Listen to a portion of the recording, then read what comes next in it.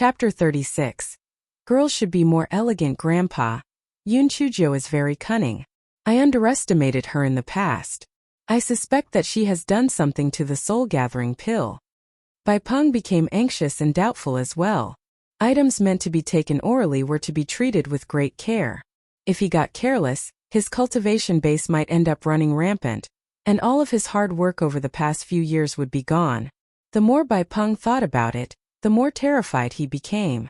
Fortunately, he had not taken the pill just yet, or else, he would possibly have to face unimaginable consequences. Grandpa, let's find someone to confirm whether it's safe before you eat it. That's the only choice we have. Yoon Chujio is truly wicked to the core. How is Moru, by the way? She's okay now. She's gone back to rest at her place. Bai Moyu dared not mention that Bai Moru was kicked so hard by Yoon Chujio that she spat out blood. Do you perhaps think that I favor Moru? Bai Peng's eyes were sharply fixed on Bai Moyu.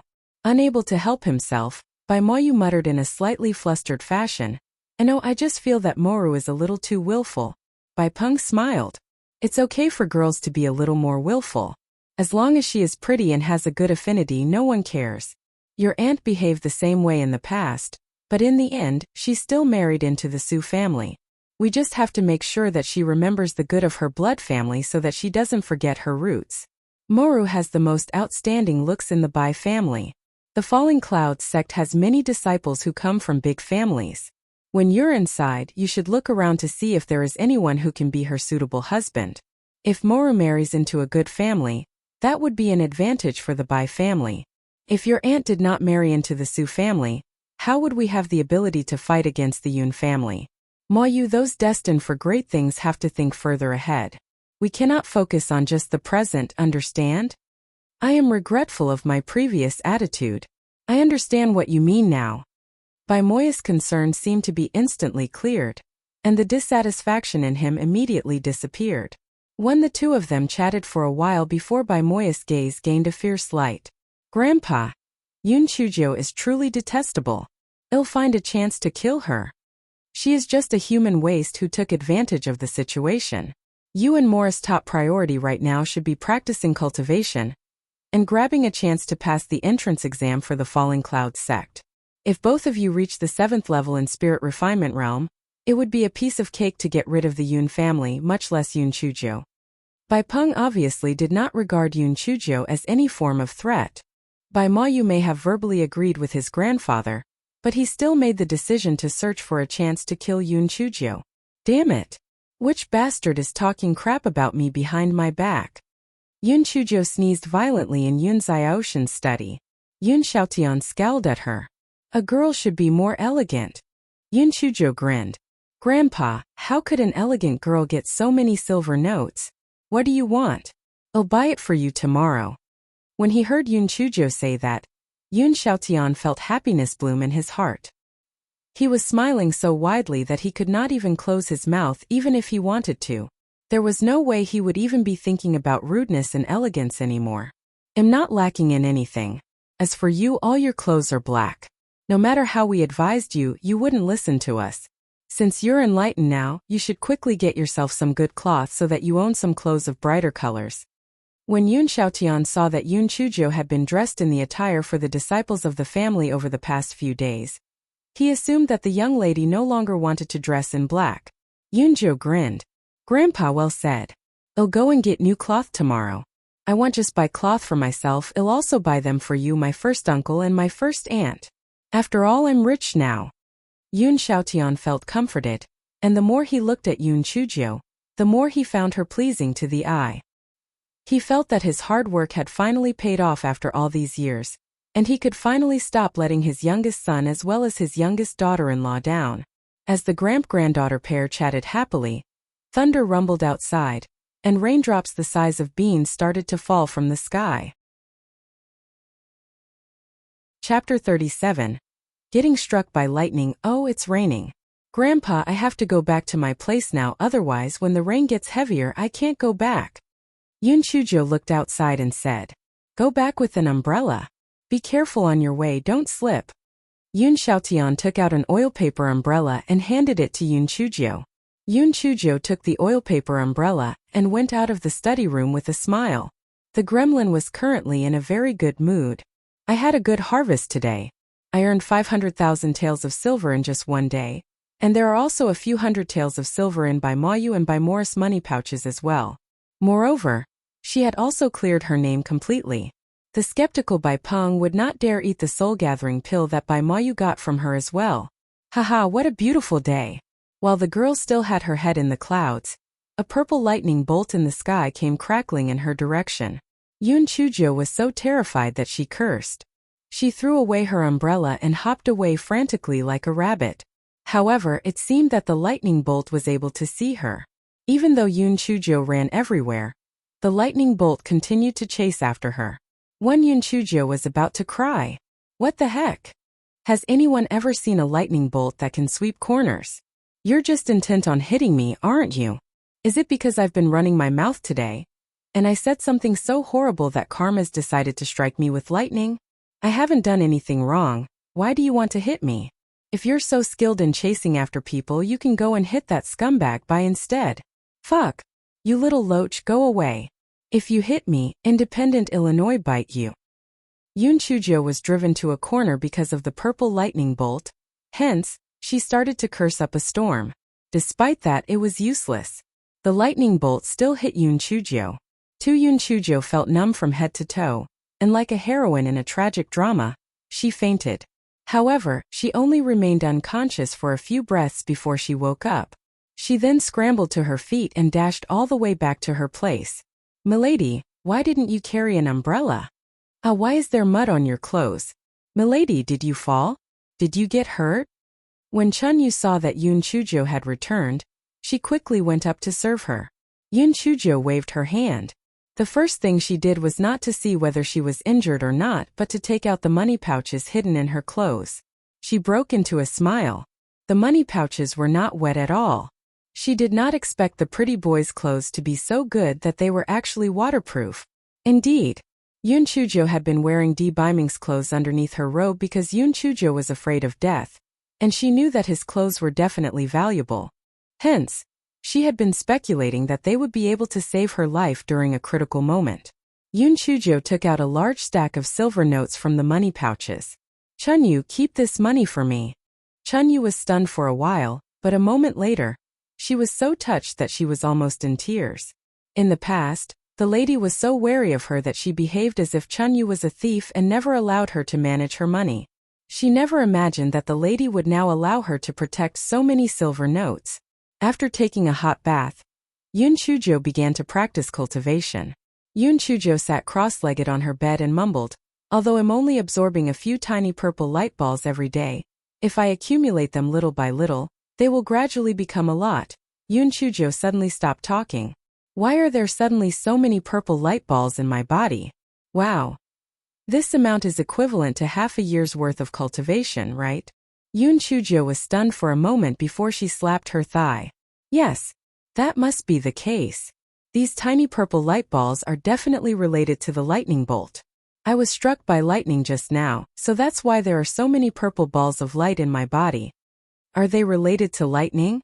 Could this be the lightning element? But I've never heard anyone mention that there is a lightning element aside from the 5 elements.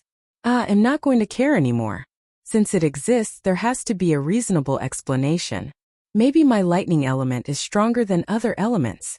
If anyone bullies me, I will send the person a lightning bolt and kill him or her.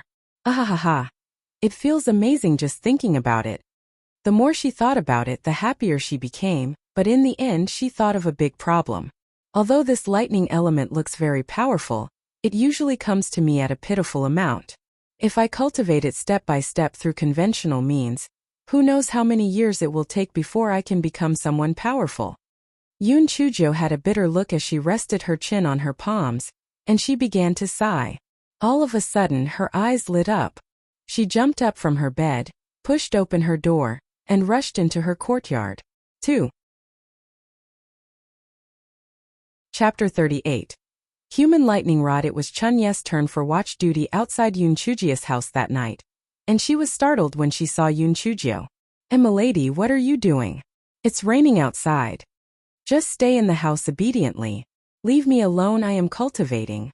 Chunyu looked baffled. Cultivating? There's a thunderstorm outside, and you're going out to cultivate? Are you kidding me? One, milady. Chunyu did not feel at ease and was prepared to dissuade her. Chunyu, if you continue dilly-dallying, I will go to Grandpa tomorrow and have him assign me another maid. Yun Chujo was in a hurry to verify her hypothesis outside, and she had no time to spend giving any sort of explanation to her maid. Hence, she could only use her trump card. Just as she had expected, Chunyu pursed her lips as if she had been wronged, and she said nothing else. Yun Chujo stood in the middle of the courtyard and waited to be struck by lightning with an eager look on her face. Rumble. After a few rumbles, silver lightning crackled in the sky, but it did not hit Yun Chujo. Yun Chujo frowned and waited for a little while longer. Then, another lightning bolt came down, but it still did not hit Yun Chujo. Yun Chujo blinked, let out a few fake coughs, and started to recite a poem she had already made in her heart with great emotion. Ah, there's a hopeless idiot in this vast land. May the storm rage more violently. May lightning strike me. Chunyu was in the room when she saw this, and she was so terrified that she was completely dumbfounded. I'm done, my life is over. The lady must have lost her mind. I was wondering why she was behaving so abnormally. It's because she's gone completely bonkers. No one knew whether Yun Chuji's poem was really effective or whether there was some other reason, but a purple lightning bolt truly appeared and struck Yun Chujo after it took a few turns in the sky. With great satisfaction, Yun Chujo fainted from the blast. Chunyu was just about to rush out of the room when she saw Yun Chujo jump up and giggle happily. Hooray! My guess was right. Ha ha ha. Too, my dear little thunder, hurry up and come to me. I will treat you gently. Little spark, little lightning, little thunder, hurry up and come to me. Unfortunately for Yun Chujo, no matter what kind of purple prose spilled out from her lips, no lightning struck Yun Chujo again, although lightning flashed in the sky and thunder rumbled. Yun Chujo was angry. Well, I refuse to believe it. I'll definitely find a way for you to hit me. Yun Chujo ran into the house, and Chunyu finally breathed a sigh of relief. It looks like the lady is back to normal now.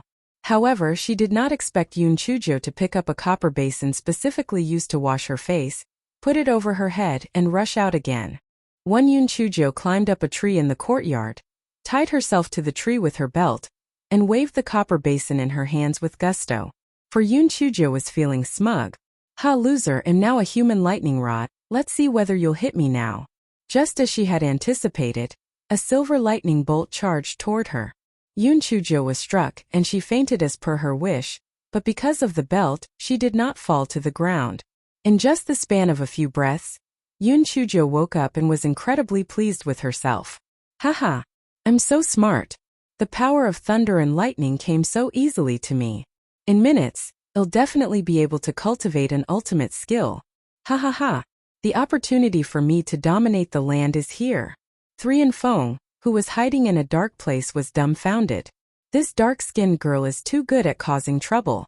I won't say anything about the chaos she stirred during the day, but why is she coming out at night to get hit by lightning instead of sleeping? Is something wrong with her head? 5. Do I need to tell the Supreme Lord about this? Why would such a lunatic need my protection? 1. However, the dark-skinned girl was quite resistant to thunder. After being struck by lightning, she was able to recover after just a few breaths. Suddenly, the dreary sky seemingly split open, and a bolt of purple thunder with a breadth as thick as the rim of a bowl came charging downward. 2. Chapter 39. She actually had the guts to go and die. When Enfeng registered what happened, it was too late. The purple celestial lightning in the sky struck Yun Chujo directly, while she was busy feeling smug about herself. The remaining force from the celestial lightning reduced the big tree, where Yun Chujo was tied to, into charcoal, and a huge pit appeared on the ground. Chunyu was so scared that she fainted straight away when she saw this. Enfeng's heart let out a loud thump against his chest. It's over. The lightning must have reduced the dark-skinned girl to pieces by now. Even spirit emperors would find it difficult to resist celestial lightning bolts with such great power. Besides, the dark-skinned girl doesn't have any spiritual energy at all. After waiting for a long time, Enfeng saw no movement from the pit. His hands trembled. and he took out a voice transmission talisman. Supreme Lord, the dark-skinned girl has been struck dead by lightning. 3 and Feng felt a little sad. Although the dark-skinned girl's crazy, she's still very interesting. What was the Supreme Lord thinking? If he really does fancy this dark-skinned girl, won't he be really sad? Well, he had been neglectful of his duties. He should have tried to scare her off the tree the moment she climbed up. Since it had already happened, he would just wait for the Supreme Lord to punish him. While Enfeng was busy blaming himself, Chunyu, who was at the door, snapped out of her daze. She ran to the side of the pit as she cried, "Milady! New milady! You died so miserably!" Hack! Cough! Wheeze! A few coughs came from the deep pit. A pair of dark hands grabbed the edge of the pit, and someone climbed out. "Don't cry. I'm not dead yet. It won't be that easy to get rid of me." A black charcoal head popped out of the pit. Chunyu was so terrified that she collapsed on the ground. "Ah! Ghost! Help!" The black charcoal head bared her teeth, showing 2 rows of white chompers. "What ghost?" "It's me, your mistress." "Milady? Ah, it's really you. I'm so glad you're not dead, milady." Sob. Chunyu wept with joy. The moment Yun Chujio was struck by the purple lightning, she really thought she was about to die. However, after Yun Chujio was struck, she woke up very quickly. Despite that, her body refused to listen to her, and she could only fall into the pit. The mighty force of the lightning bolt surged through Yun Chujio's body, and she felt as if her body was about to explode. Right when Yun Chujio thought she was going to croak, the power of the lightning in her body mysteriously disappeared, as though it had been devoured by something. "Milady, you're your hair." While Yun Chujio was in a daze, Chunyu screamed in shock. Yun Chujio touched her head. "What the heck? Oh my gosh, I'm bald." 7 Yun Chujio lowered her head. Her robes were also burnt to a crisp, but luckily, the effectiveness of the pretty boy's clothes was really awesome, and they were completely unharmed. They were, in fact, the sole reason why she was not committing an act of public indecency right then. At that moment, Yun Chujio did not care what kind of energy she had absorbed from the lightning earlier. She just dashed straight into her room. Yun Chujio took a look at the bronze mirror, and she started to fume. "I was already dark enough before, and now I'm even darker. I don't even have hair now. I've become even darker and bald now. I look so ugly. Gah! My eyebrows are gone too. 5 Aha!" Yun Chujio's furious shouts were heard continuously from within the house. Fortunately, the storm was raging outside, and no one noticed just how abnormal the situation was in Yun Chujio's room. And Feng, who was hiding in the corner, started pacing around. "It's over. It's all over. This is truly it for me." And Feng smacked himself. "Why did you act so quickly? Why didn't you check whether the dark-skinned girl was really dead before you sent the voice transmission talisman? Now look, the dark-skinned girl is still alive." There was a limit to how many voice transmission talismans a person could send between 2 continents. He could no longer use a voice transmission talisman for another 3 days. If the Supreme Lord really thought that the dark-skinned girl was dead, he would be sad for nothing. If he knew that the dark-skinned girl was still alive, he would not spare Enfeng for providing him with false information. Tu Enfeng felt a chill run down his spine, and he found that his future was bleak. At the same time, a certain Supreme Lord was holding a voice transmission talisman in his hand with an angry look on his face. "The dark thing is dead?" The first thought this certain Supreme Lord had was not that he could no longer get rid of the cold poison in his body. Instead it was, how could the dark-skinned thing die? Even I was reluctant to kill her, yet she had the guts to go and die? The audacity. 5. Chapter 40. Your whole family is a laughingstock. The more Biming thought about it, the angrier he was. He smashed the table in front of him. "An come with me to the Qingxian continent." "Yes, Supreme Lord." An and Enfeng were complete opposites. Enfeng was extroverted, while An had a poker face and seldom showed any expression. However, he was curious. Why would the Supreme Lord want to suddenly go to the Qingxian continent when it was dark outside? Did they not just come back from that place? Even so, he remained expressionless. Yun Chujio did not know that her Prince Charming was coming. After she took a bath, she began to allow her mind to wander while she cupped her face in her hands. Yun Chujo thought about how she was struck by the lightning bolt in detail. It seemed that the purple lightning would take the initiative to hit her, while normal silver lightning bolts would only hit her if she attracted them to her using metal. Why is that so?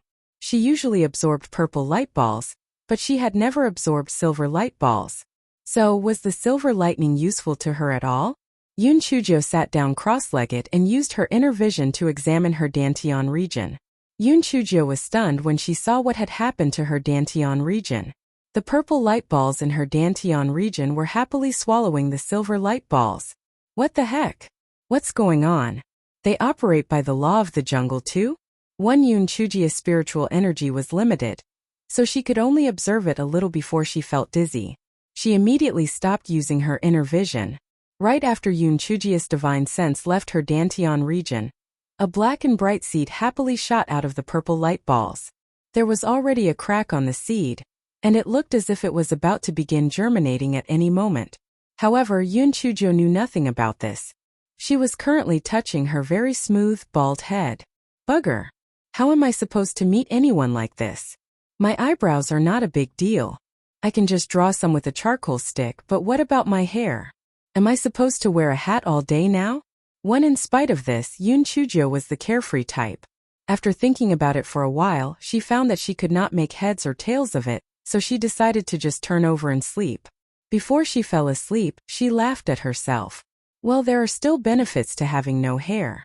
At least after taking a bath, I can go to bed without waiting for it to dry. The next morning, while Yun Chujo was still in dreamland, goosebumps broke all over her skin. Something was wrong. Danger was afoot. In the past, Yun Chujo was able to avoid countless dangers because she relied on this kind of intuition. But before she was able to do anything, her poor door was destroyed again. Tu Chunyu screamed in fear, and immediately after, Chu Yunjo heard nothing else from her. Yun Chujo quickly scanned the room, but there was not a single sharp weapon that she could use for self-defense. She gnashed her teeth and could only pick up her pillow. At the very least, she could use it as a hidden weapon during critical moments. Her bedroom door was swiftly shattered to pieces, and Yun Chujo realized that she was finding the scene more familiar with each passing moment. Before she could respond, a man in white came in. What in the world? It's the pretty boy. It really is the pretty boy. Does he have some kind of grudge against my bedroom door? The sun shone through the broken door, and it was as if it had decided to have its morning rays serve as decoration on Biming's skin. Yun Chujo was dazed for a moment by the sight. The pretty boy was really beautiful. Darn it, he even came in with his own halo. He seriously knew how to look cool. Biming was also a bit flabbergasted. Did Enfeng not say that the dark-skinned girl was dead? So what was this thing in front of him? After being dumbfounded for a moment, Biming could not help but laugh and point at Yun Chujo. Ha ha, your hair and eyebrows are so funny. For Yun Chujo cursed in her heart. Why the heck are you laughing? You're the laughingstock here. Your whole family is a laughingstock. Why is the pretty boy here? Is he here to suck some of my blood again?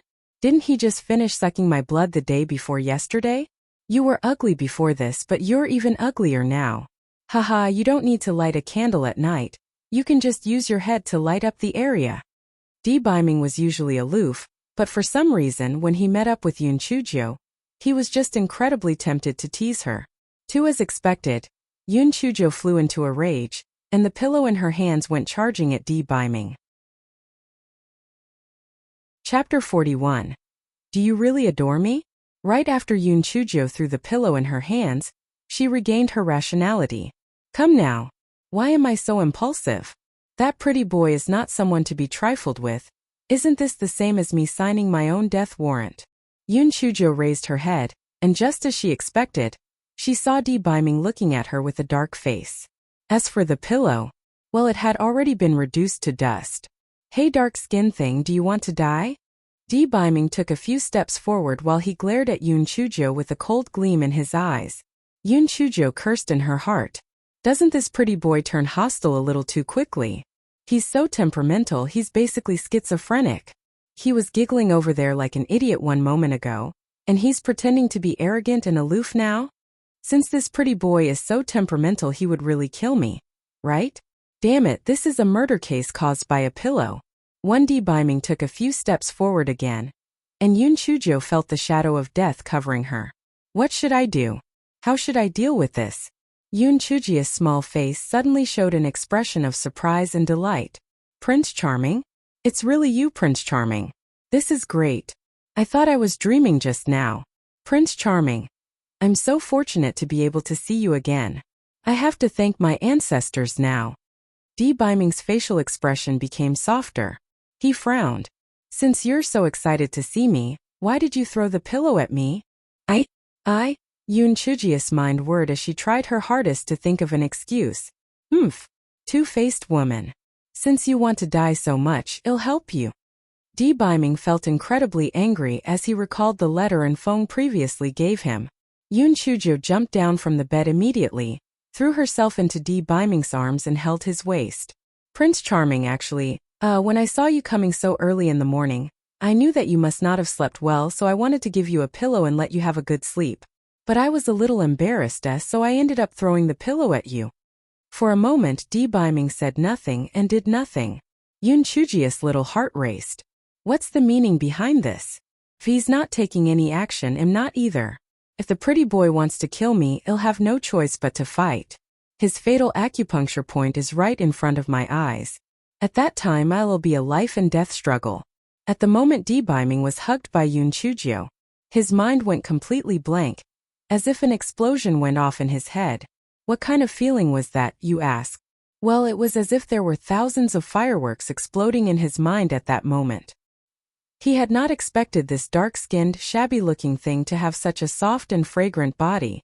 Not only did he not find her embrace repulsive, he even felt a little restless.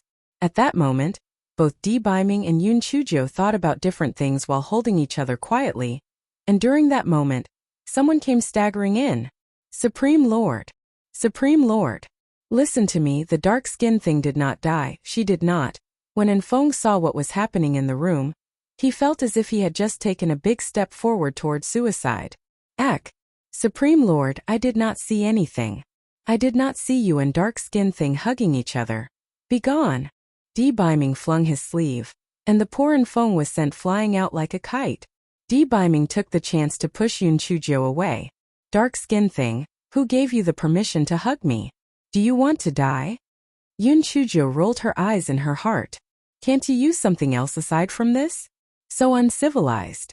While the girl continued making sarcastic quips in her heart, she put on an abashed expression. Prince Charming, I just can't help myself. If you think I have sullied your precious body, you can just smack me to death. D. Biming cast a glance at Yoon Chujio. Do you really adore me? Yoon Chujio nodded as hard as a little chick pecking at grain. Yes, of course. It's absolutely true. You're my Prince Charming. You're the sunshine in my heart. You're the source of my life. 5. Chapter 42. High and mighty pretender. After D. Biming listened to Yoon Chujio, he was most pleased. His lips curled up slightly and he hummed softly. Yoon Chujio cursed him secretly. Hum, my foot. You're just pretending to be high and mighty. Would you die if you talked more? Just what does the pretty boy mean by this? Is he intending to let me go?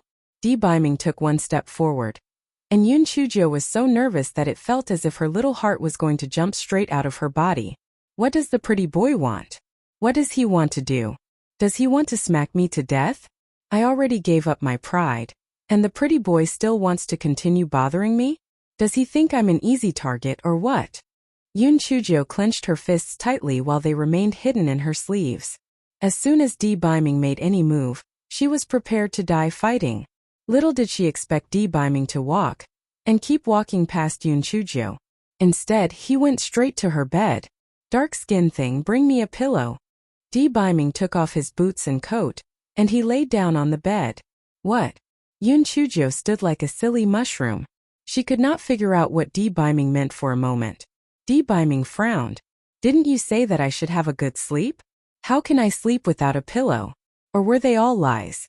Oh, Prince Charming, my bedding is kept by my maid, so I have trouble recalling where my pillows are kept. Yoon Chujio was becoming more fluent in telling lies, and she wanted to take this opportunity to know whether her silly maid was still alive or dead. Humph, you're so stupid. This room has only 2 cabinets, you just need to check them. Truly, you're so idiotic that your head must be empty. Biming put his hands behind his head while he mocked her in a relaxed manner. Yun Chujo felt so mad that she was about to die of anger because of this lunatic. This is my house. That is my bed. Who the heck are you calling stupid? You're the stupid one. You're stupid from head to toe, and even your hair is stupid. Yun Chujo scolded him from head to toe in her heart before she showed a flattering smile. Prince Charming, not only are you so good looking that nobody can beat you in terms of looks, you have remarkable foresight as well. Truly, I feel ashamed before you. Biming felt that the dark-skinned thing was really good at words. Although he always heard people flattering him, their words were too pretentious. Unlike this dark-skinned little thing in front of him, he could tell she really adored him. This dark-skinned thing was quite good. For Yun Chujo found a pillow from her cabinet and went to stand in front of her bed in a servile manner. Prince Charming, hey, raise the pillow. Biming glanced at Yun Chujo before he pursed his lips. You look really ugly. Pretty boy. Aren't you being really mean? Just you wait. A girl takes her sweet time for revenge. I will make you kneel down and submit to me one of these days. Yun Chujo took 2 deep breaths, and it was only then that she was able to suppress the raging storm in her heart. Yun Chujo spoke Biming in an obsequious manner. Prince Charming, please rest well. I will serve as your guard outside the door, and I promise you, I won't let even a single ant enter. Biming hummed in satisfaction. Then he actually closed his eyes and fell asleep. Yun Chujo turned around and cursed him silently. Pretty boy, you bastard. Just sleep. It'd be good if you just continue sleeping until you die. When Yun Chujo walked out of the room, she saw Chunyu laying on the floor, completely still. She could not help but feel her heart sink. Has Chunyu been killed by the pretty boy? Yun Chujo walked close to see if Chunyu was still breathing, and when she discovered that she was breathing in a very stable manner, she felt her heart relaxing. By the looks of it, she just fainted out of fear. Yun Chuyu thought for a while. Chunyu is timid. If she wakes up and causes a ruckus, it'll be bad if she ends up angering the pretty boy. Therefore, Yun Chujo tapped Chunyu's acupuncture points to make her sleep while she moved her to the couch outside the house. After that, Yun Chujo went outside the house and took a look at the deep pit in the courtyard. She then turned around, looked at the broken doors of the room, touched her own bald head, and thought about the pretty boy laying on her bed. She suddenly felt that her life was damn exciting. 3. Chapter 43. Your Supreme Lord is sleeping. Yun Chujo was gazing up at the sky. Her neck was craned at a beautiful 45-degree angle, a gloomy look on her face. Round the corner someone snickered. Yun Chujo spun around. The source of snickering was the very person the pretty boy had sent flying. And Feng had been tremendously anxious. He had been worried that Biming would punish him. That anxiety vanished when he saw the funny look on Yun Chujo's face. He could not help but laugh. Even the usually expressionless An could not fight off the twitching of his mouth. Yun Chujo scolded them in her heart. Birds of a feather really flock together. The pretty boy's subordinates are no better than him. What are you laughing at? Have you never seen a bald person? Or have you never seen such a beautiful bald head? Yun Chujo glared at Feng fiercely. Feng had grown used to Yun Chujo's erratic personality over the past few days, so he was not bothered. He asked curiously, ninth young mistress, where is our Supreme Lord? Feng had swallowed the words dark-skinned lass that were already at the tip of his tongue. His Supreme Lord had already embraced the dark-skinned lass, so it was possible that this dark-skinned lass would jump up the social ladder overnight. It was better for him to not offend her. He's sleeping. Both of you don't linger around doing nothing either. Hurry up and fill up the deep pit for me. Yun Chujo put a hand behind her back and pointed at the deep pit in front with the other. After Yun Chujo finished talking, Feng and An both looked dumbfounded. She thought, did I fail in pretending to be high and mighty, so I wasn't able to give orders to these two? What she did not know was that Feng and An were practically experiencing a baptism of their worldviews, moral views and views in life. The Supreme Lord is sleeping in a lattice bed? Oh my goodness! This is breaking news. The Supreme Lord is the most nitpicky man in the Tianyuan continent. He's also the one who puts on airs the most. Forget about sleeping on a lattice bed. He's someone who'll throw away his belongings if a lady touched it. There are even rumors saying that the Supreme Lord either has problems with his private parts, or he is gay. And Feng's gaze on Yun Chuzhou became even more respectful.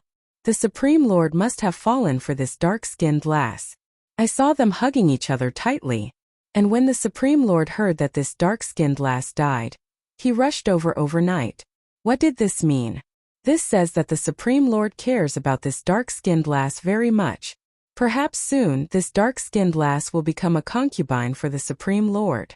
Although her spiritual energy is too low and she can't be brought back to Tianyuan continent, the Supreme Lord can come over here, and we can also grab that chance to follow him along and come for a stroll. If the palace master and his wife know about this, they would be pleased. As Feng thought about this, he went off to fill up the deep pit in a servile manner. Yun Chuzhou blinked. Did I say something incredible? Why are these two guards behaving so respectfully toward me? Yun Chuzhou was not worried about others learning of the ruckus over here. Individuals like the pretty boy definitely had divine arts that could allow them to insulate sounds. Filling up the deep pit was a difficult task for Yun Chuzhou, but it was just a piece of cake for Feng, who had high spiritual energy. After just a while, he moved all the soil around the pit back to where they belonged. Yun Chuzhou looked at the sun and touched her belly. It was time for breakfast. She had to go to the main kitchen. Firstly, she wanted to eat her breakfast. Secondly, she would not cause any suspicion just because no one went over to get her breakfast. If her newfound grandfather found out that she hid a man in the house, he might become so angry that he will faint. Besides, this pretty boy was temperamental. It would be bad if he injured the people in the Yun family. Yun Chuzhou picked up a branch struck by lightning last night from the floor, walked into the house, and started to draw her eyebrows in front of a mirror. As a Secret Service agent in her previous life, putting on a disguise was something normal for her. So drawing eyebrows on her face was just a piece of cake for Yun Chuzhou. Soon, Yun Chuzhou had drawn a pair of eyebrows that looked exactly like her original eyebrows. She then removed the bamboo hat hanging on the wall, put it on her head and walked out of the house. Chapter 44. Sooner or later, you'll belong to the Supreme Lord. I'll go collect breakfast. Both of you make sure you guard the house well. Yun Chuzhou was highly skilled in making a fuss out of a casual remark. Once she became aware of the change in attitude within the two guards toward her, Yun Chuzhou put on a really good act of acting as their superior. Yes, ninth young mistress, remember to bring our share too. Feng said in an apple-polishing tone. Yun Chuzhou agreed to his request and strode out the courtyard. Along the way, the people who met the ninth young mistress were puzzled as to why she put on a bamboo hat over her head. Yet, no one dared to ask, and they saw no strange behavior from her either. When Yun Chuzhou reached the main kitchen, she ordered the servants to pack 2 full boxes of food. Yun Chuzhou carried the food boxes and went back to her courtyard. Then she called Feng and In over for breakfast. After breakfast, Yun Chuzhou put on an act of leaning against the rattan chair in a relaxed manner so that she could start digging for information. How should I call both of you? This humble servant is Feng. This humble servant is In. When Yun Chuzhou heard how these two people referred to themselves, she thought to herself, "You're the pretty boy's servants. Why are you referring to yourselves as humble servants in front of me?" Yun Chuzhou went ahead and said, "Oh, come now, I don't deserve this. Both of you are masters in cultivation. How could you call yourselves servants in front of a loser who cannot practice cultivation?" Feng tried to please her by saying, "Ninth young mistress, sooner or later, you'll belong to the Supreme Lord. You're our mistress and we're your servants. So, it's only proper to address ourselves as servants in front of you." Yun Chuzhou was so shocked that she fell on her butt. Once she scrambled to her feet, she chuckled dryly. It's too early to say those things. The Supreme Lord has very high standards, and people like me might not even get noticed by him. Feng suddenly raised his tone.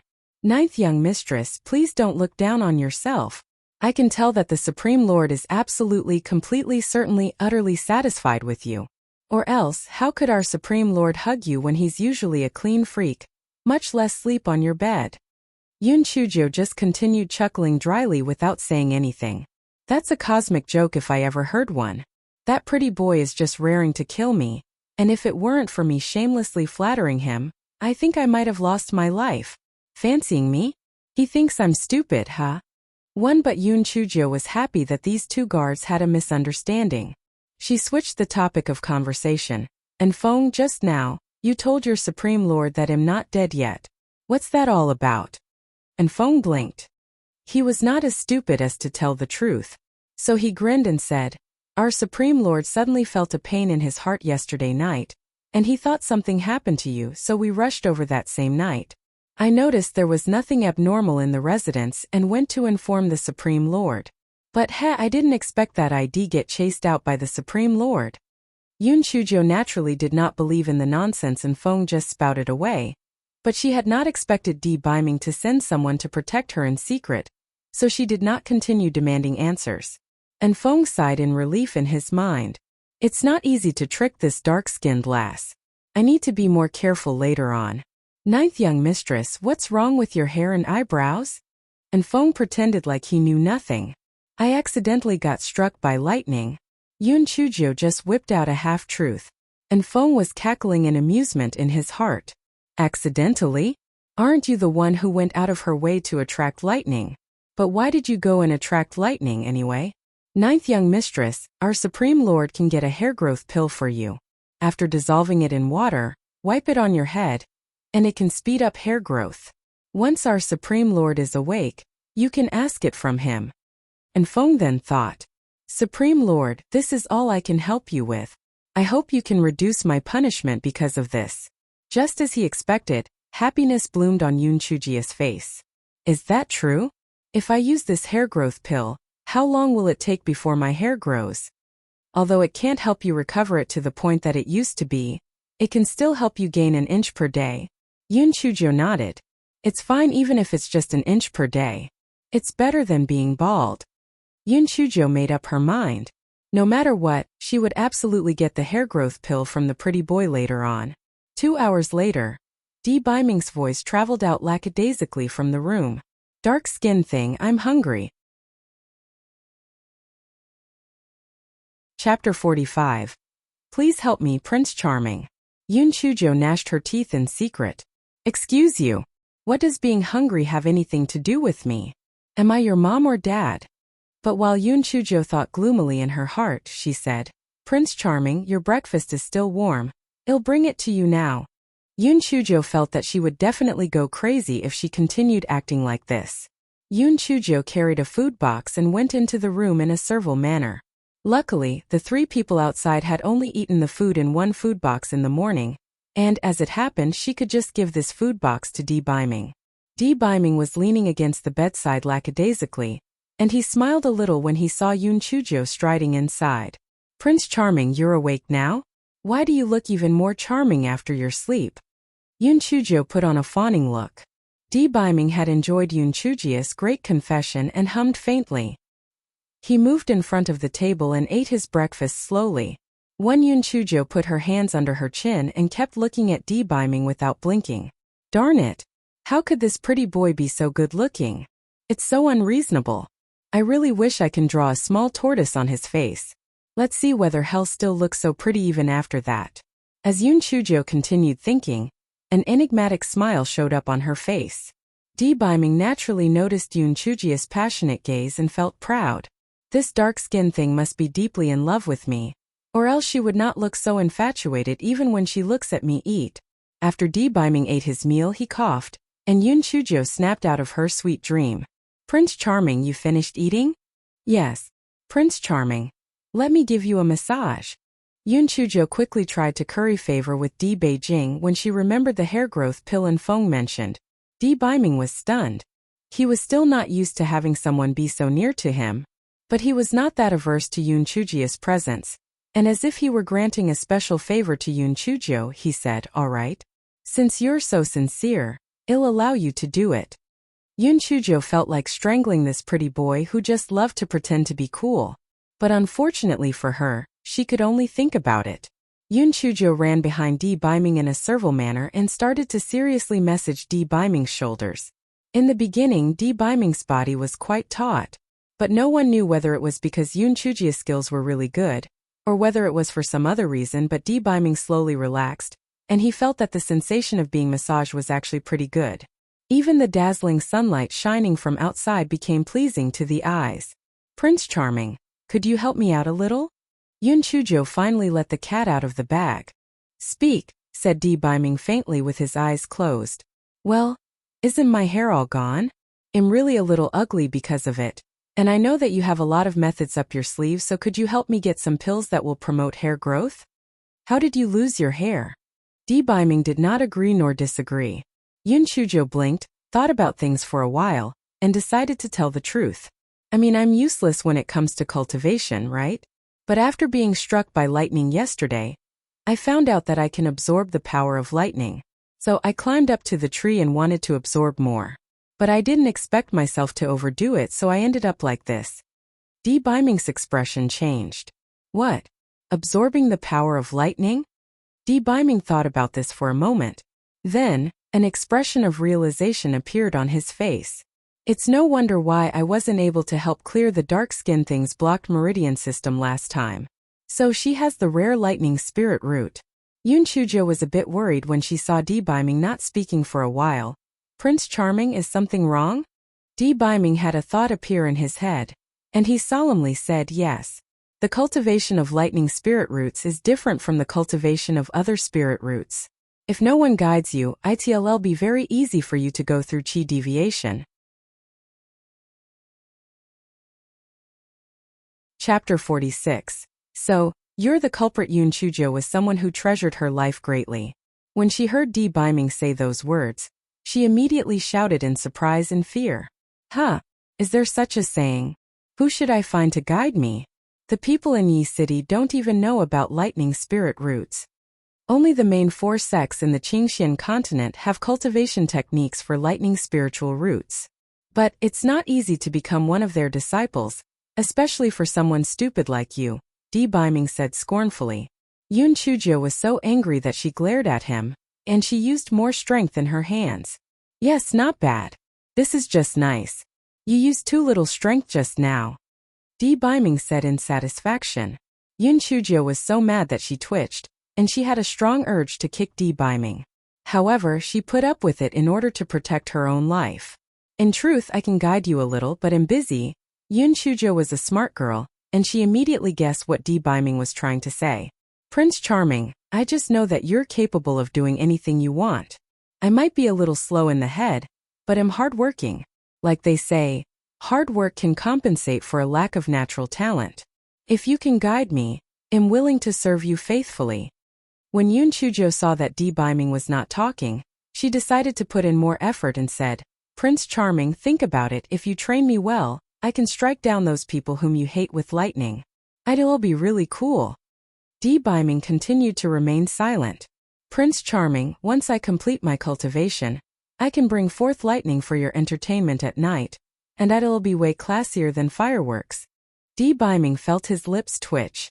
This dark skin thing sure has a unique thought process. Could it be because of the lightning spirit root? "Prince Charming, please just give me a straight answer.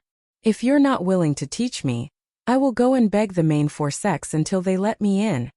Yoon Chujo became a little anxious when she saw that Di Biming was still not willing to express his stance on the matter. "Humph. Dark skin thing, how dare you? Do you actually think that I can't compare to those lousy people?" Di Biming scowled. "Pretty boy. You're completely off your rockers. You didn't give me an answer even after I said so many nice words, and now you're blaming me?" Yoon Chujo may have been fuming, but she showed surprise and delight on her face. "Prince Charming, are you saying that you'll be guiding me?" Di Biming hummed faintly. "Continue massaging me." Yoon Chujo had to tragically massage him for another hour before Di Biming contemptuously said, "Stop. Your skills are terrible, and my entire body feels horrible." Yoon Chujo no longer had the strength to make a sarcastic quip. All her complaints were gathered into just one single sentence. "Pretty boy, just you wait." Di Biming's conscience may have felt a little guilty because he finally mentioned the main topic. Tell me how you absorbed the lightning element, and I want details. Yun Chujo became excited, and she told him the general gist of her cultivation process. Di Biming was shocked. While those with lightning spiritual roots could absorb the power of lightning, it was only limited to wandering lightning elements. He had never heard of anyone who could directly absorb lightning into their bodies like the dark skin thing. The power of lightning is incredibly wild. If someone absorbs too much of it, the best case would be that their dantian region is destroyed, and the worst case is that they won't even be able to protect their own lives. Judging from what this dark skin thing said, she's absorbed 4 lightning bolts? How is that possible? While Di Biming was feeling very puzzled, Yun Chujo continued and said, Prince Charming, there is still another interesting situation. I found out that purple celestial lightning bolts chase after me, but the silver ones don't. Why is that? Di Biming suddenly remembered the moment he got struck by the purple celestial lightning in the monster forest. So, this dark skin thing is actually the culprit who caused me to suffer that accident. Yun Chujo suddenly felt her skin crawl, and she noticed Di Biming looking at her so angrily that it looked like he wanted to rip her to shreds. She was completely dumbfounded. Chapter 47. Your smile is really ugly, dark skin thing. You caused me to be struck by celestial lightning. How do you think you should be sentenced? Di Biming stared at Yun Chujo eerily. Yun Chujia's head worked fast, and she understood the meat of the situation. So she spoke in a slightly shy tone, Prince Charming, this just shows that the heavens have determined that we share a fate together. If it wasn't for the celestial lightning, how would I have gotten to know you, Prince Charming? The celestial lightning is our matchmaker. Too, however, she actually felt that her anger had been vented slightly. Serves you right. Why didn't the lightning kill you? Anyway, this may turn out to be a good method. Next time if I have a similar chance, I'll hold this pretty boy and let the celestial lightning kill him. Di Biming had no idea that Yun Chujo was actually vying for his death. He carefully and deliberately thought Yun Chujia's words through, and he felt a strange feeling in his heart. It was as though there were small feathers gently brushing over it. Prince Charming, is my situation normal or not? When Yun Chujo saw that Di Biming was not speaking, she felt incredibly ill at ease. It was only then that Di Biming's mind returned to the present. Your situation is unheard of. Although a normal lightning spirit root can absorb the power of lightning, it is only limited to absorbing wandering lightning elements. The power of lightning is very wild. If it's absorbed directly, best case scenario, it damages the dantian region, but worst case scenario, the cultivator does not survive.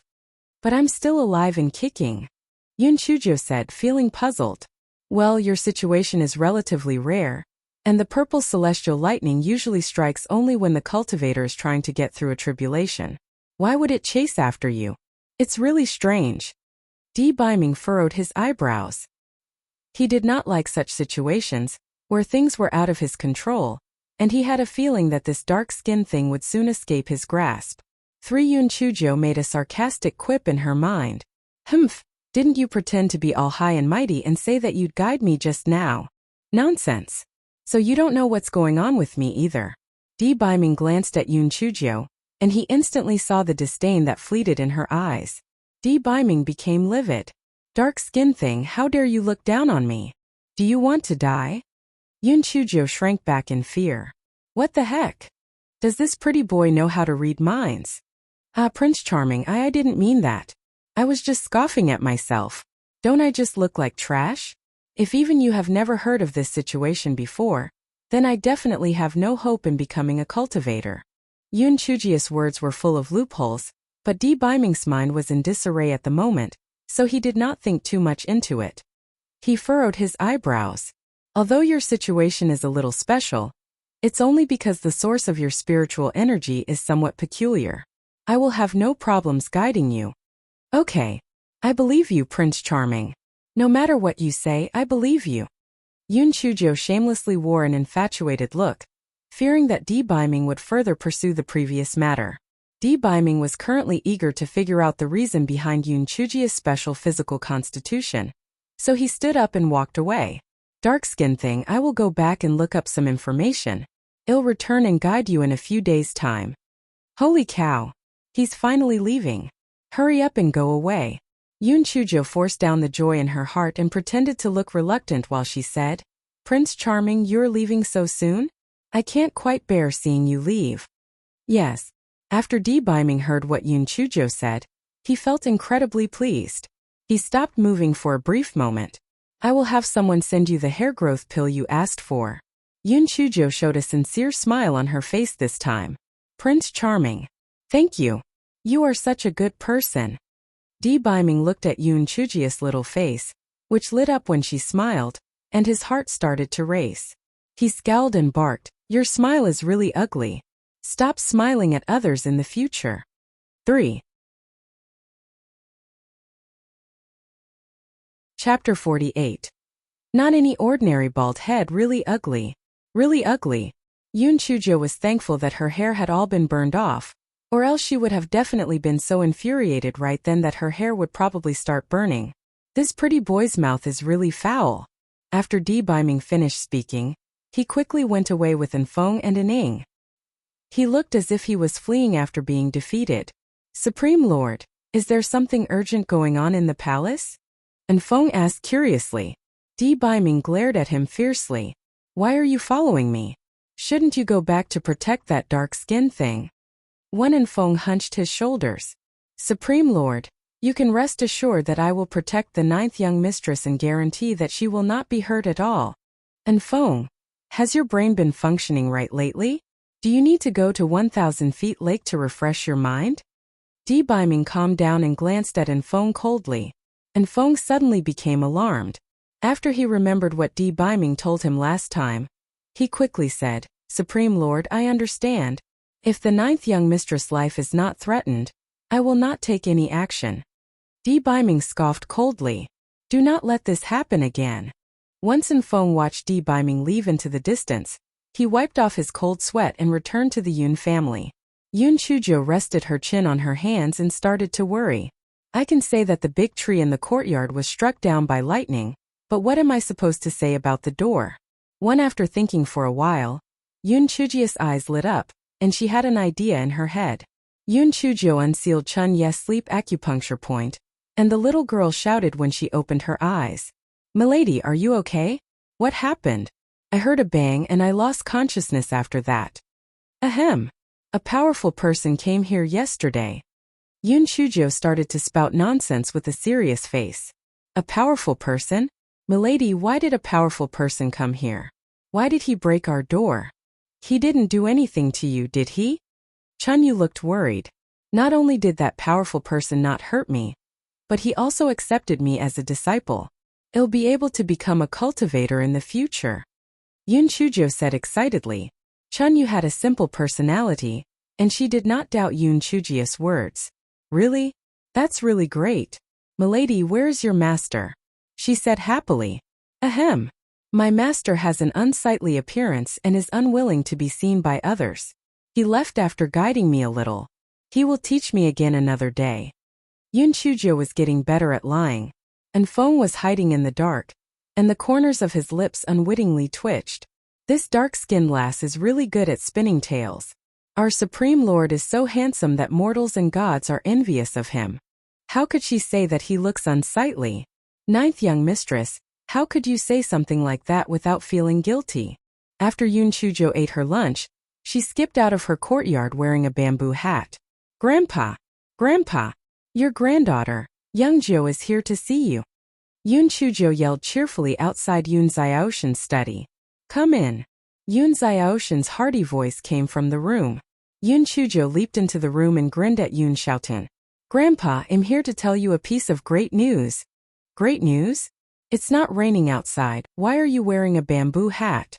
Yoon Xiaotian asked in puzzlement. La la la. Grandpa, what do you think of my new hairstyle? Isn't it shiny? Yoon Chujo took off the bamboo hat swiftly. Yoon Xiaotian jumped out of his seat in shock. He trembled as he pointed at Yoon Chujo. Ridiculous. You're being plain ridiculous right now. Are you going to be a nun? Grandfather, don't be angry. Calm down. Listen to my explanation. My bald head is not any ordinary bald head. This is a symbol of intelligence and wisdom. This is proof that I have become someone amazing in just one move, Yun Chujo said with a grin. Chapter 49. My master is very ugly. Yun Xiaotian was so angry that he panted. Nonsense. This is just a bunch of nonsense. How can a girl be bald? You're just being ridiculous. Yun Chujo bared her teeth. Grandpa, what I said holds more credibility than a black and white document. I can cultivate now. Black and white document? I won't believe you even if it's a gray document, and you said that you can cultiva. What? What did you say? You can cultivate now? Yun Xiaotian could not believe his ears. Of course it's true. Grandpa, I was struck by lightning in the courtyard yesterday.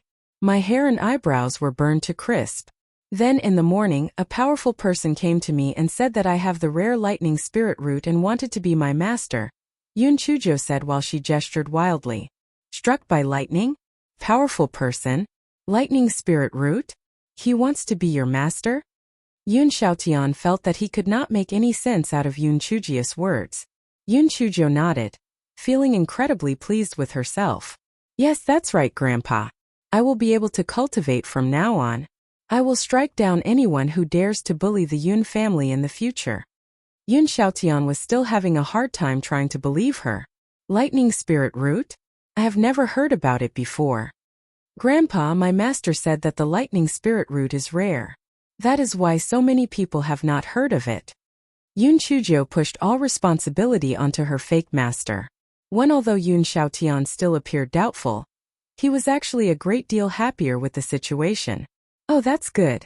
Regardless of what the spirit root it is, as long as you can cultivate it'll be good. Youngjo, where's your master? Please invite him over immediately. No, I'll go and thank him myself. Yun Chujo hurriedly waved her hand. No, there's no need for that. My master is someone who keeps a low profile and he is very ugly.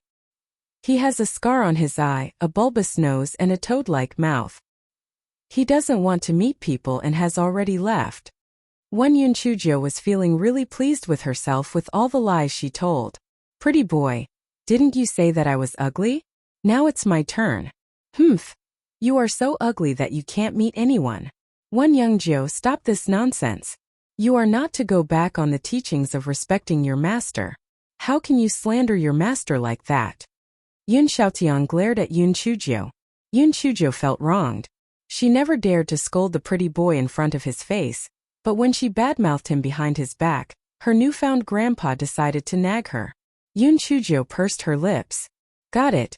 Yun Xiaotian asked for a little more details, but Yun Chujo brushed him off with half-truths. Grandpa, I know that I must be really conspicuous right now, so I'll work hard and practice cultivation in my courtyard over the next few days. Yun Chujo touched her bald head and said with a dry chuckle.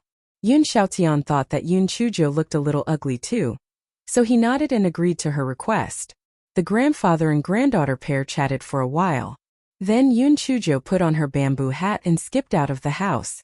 Yun Chujo met Butler Ji as soon as she walked out of the courtyard. She smiled and said, Butler Ji, I was just looking for you. Can you please make arrangements to fix 2 doors? As luck would have it, my doors were, broken again. Butler Ji was stunned. Again. Just like the last time, they were reduced to bits. Yun Chujo felt that the doors in her residence were really unlucky. Butler Ji looked dumbfounded. Is there really a powerful person who is targeting the Yun family? Butler Ji agreed to her request with a few ambiguous words and slipped into Yun Xiaoshan's study room as quickly as a rabbit. Yun Chujo blinked and shrugged. She then headed back to her courtyard. In the evening, Butler Ji asked someone to install the new doors. Butler Ji was now more respectful toward Yun Chujo. My goodness! The 9th young mistress master has actually managed to destroy the doors to this extent? The 9th young mistress will have a bright future ahead of her. However, Butler Ji wondered why the 9th young mistress master would want to break the door. Did he have some special hobby or something? As for a certain supreme lord who was suspected to have a special hobby, he was currently studying diligently in a library. Chapter 50. There were thick piles of jade slips on the ground, and Di Biming's usual cold expression was full of irritation. Even after he looked through so many jade slips, he could not find anyone with a case that was the same as the dark-skinned thing. It was basically unheard of for anyone to be able to directly absorb the power of lightning. The more he thought about it, the more he felt that the dark-skinned thing possessed an unusual physical constitution. The lightning tribulation was the most feared tribulation among cultivators. Countless powerful people had been defeated by the lightning tribulation, but here was the dark-skinned thing, capable of directly absorbing it. It was so illogical that it was terrifying just hearing about it. Debaiming did not like the situation, although he did not understand what kind of mentality he had. He felt extremely awful because the situation was out of his control. He spent the whole night in the library. The first reason was that he wanted to find an explanation for Yunchujia's special body constitution. The second reason was that he wanted to find a suitable cultivation method for Yunchujio. The next morning Debaiming sighed. His eyes were red, and he was still unable to find anyone with the same situation as the dark-skinned thing. Fortunately, he finally found a slip containing skills that were suitable for the dark-skinned thing.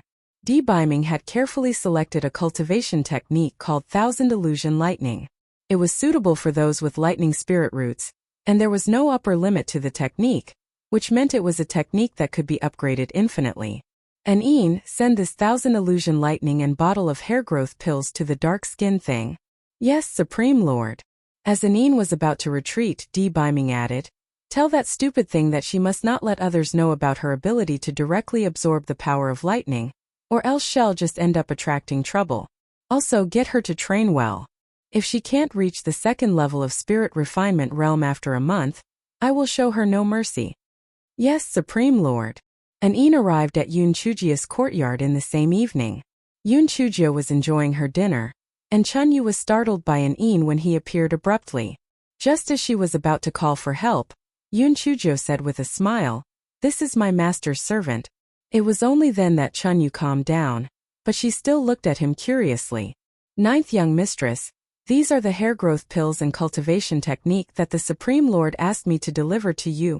An respectfully gave the items to Yunchujio. Yunchujio took the items with a smile and said in her heart, at least there is something good about the pretty boy. He's someone who keeps his promises. Ninth young mistress, the Supreme Lord also wants me to tell you that you must not let others know about the fact that you can directly absorb the power of lightning in order to avoid drawing trouble to yourself, An said solemnly. Yunchujio nodded. Well, although the pretty boy is horrible, he still has some saving grace. Ninth young mistress, the Supreme Lord also said that if you are not able to reach the second level of spirit refinement realm after a month, he will show you no mercy. An recited Debaiming's statement word for word. All the feelings of gratitude that Yunchujio felt toward Debaiming earlier instantly faded away. One bastard. It's impossible for me to reach the second level of spirit refinement realm in a month. The pretty boy is just trying to cause me trouble. A thought then bloomed in Yunchujia's head. She glanced at her table and picked up a tea egg. Chunyu wrapped this tea egg in oil paper. Yunchujio took the wrapped tea eggs and handed them to An. An, take this tea egg to your Supreme Lord and tell him that this is from me. An felt his lips twitch. What does she mean by giving him a tea egg? The ninth young mistress is too stingy. It's the first time I've encountered someone giving tea eggs to my Supreme Lord. Although An was continuously making sarcastic quips in his heart, he went back with the tea egg. Milady, there are so many good things in our house. Why did you give your master only one tea egg? Well, tea eggs are easy to carry and they are nutritious. The gift itself may be small, but my expression of goodwill is great, Yunchujio said while she suppressed her grin. Giving someone a tea egg is equal to asking a person to go away. Of course, it can also be understood as calling a person an idiot or a bastard. Well, no matter what, it feels good to vent. The next morning An saw Debaiming, and he respectfully handed the tea egg to him. Supreme Lord, this is a gift from the ninth young mistress. Chapter 51. Act pitiful. Debaiming felt shocked. Did the dark-skinned thing just give him a present? Debaiming said coldly, put it on the table.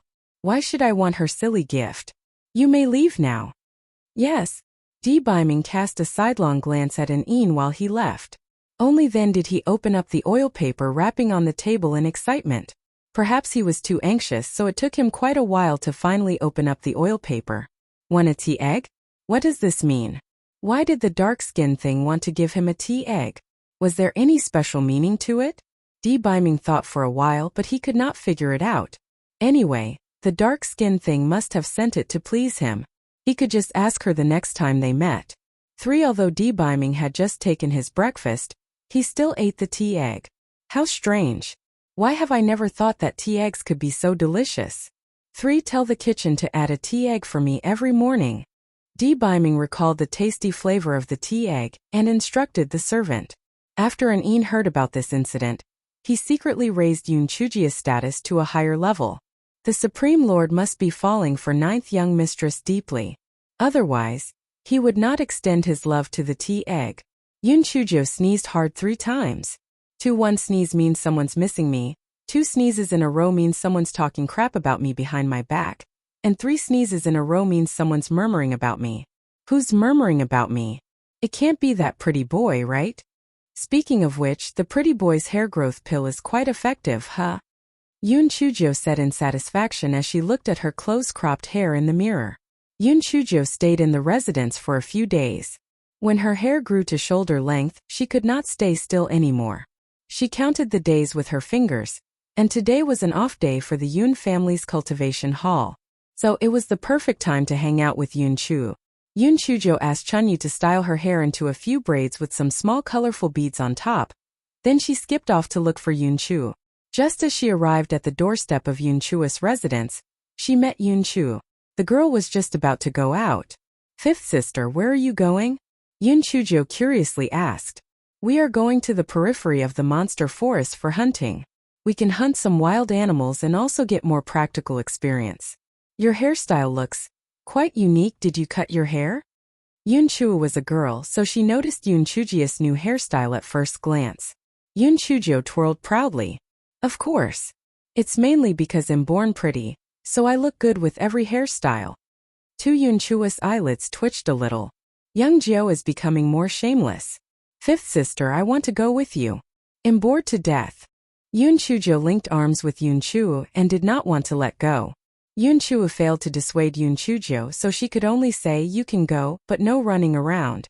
Every corner of the monster forest is dangerous. If you encounter a high-tier monster, you'll be in trouble.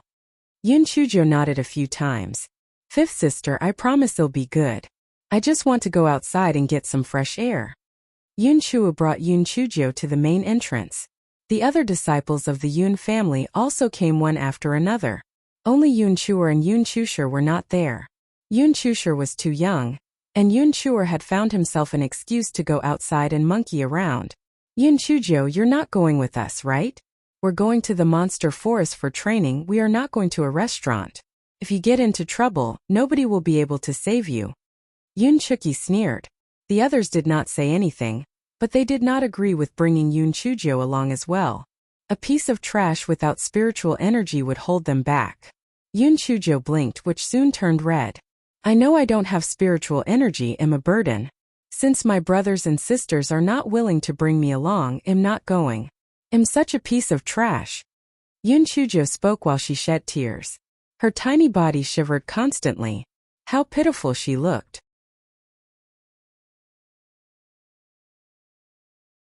Chapter 52.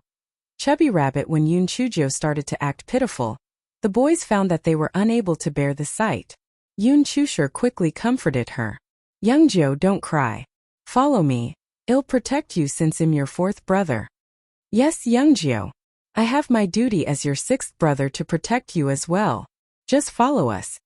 That's right. It's not like we can't protect you alone with so many of us around. Young Jiao, your 8th brother will protect you.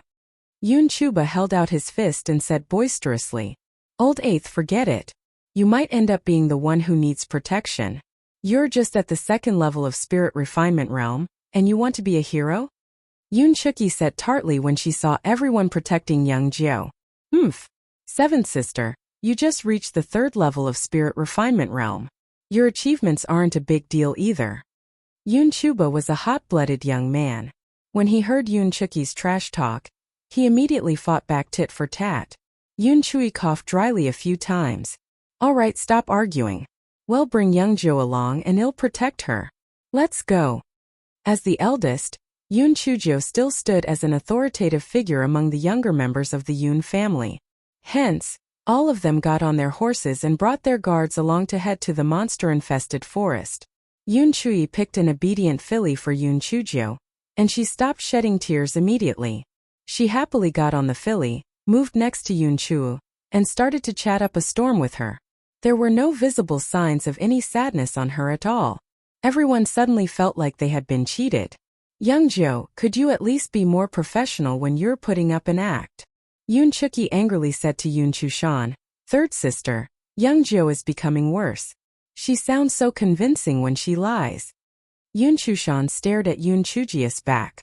Disgust flashed in her eyes, but she softly said, young Jo is still young. Since everyone pampers her so much, she can't avoid being a bit unpredictable. It's all because the head of the household treasures her so much. These people are just trying to curry to her favor. That piece of trash is just marching to her own death by going to the monster forest when she has no spiritual energy whatsoever. Yoon Chuki became angrier after she listened to Yoon Chushan. Yoon Chushan smiled but said nothing. However, she did think about something. It'll be pretty good if an accident happens later. This Yoon Chujo is becoming even more difficult to understand than before. And she's getting more annoying. 2 hours later, the people of the Yoon family arrived on the outskirts of the monster forest. All of them got down from their horses, took 2 guards with them and entered the forest.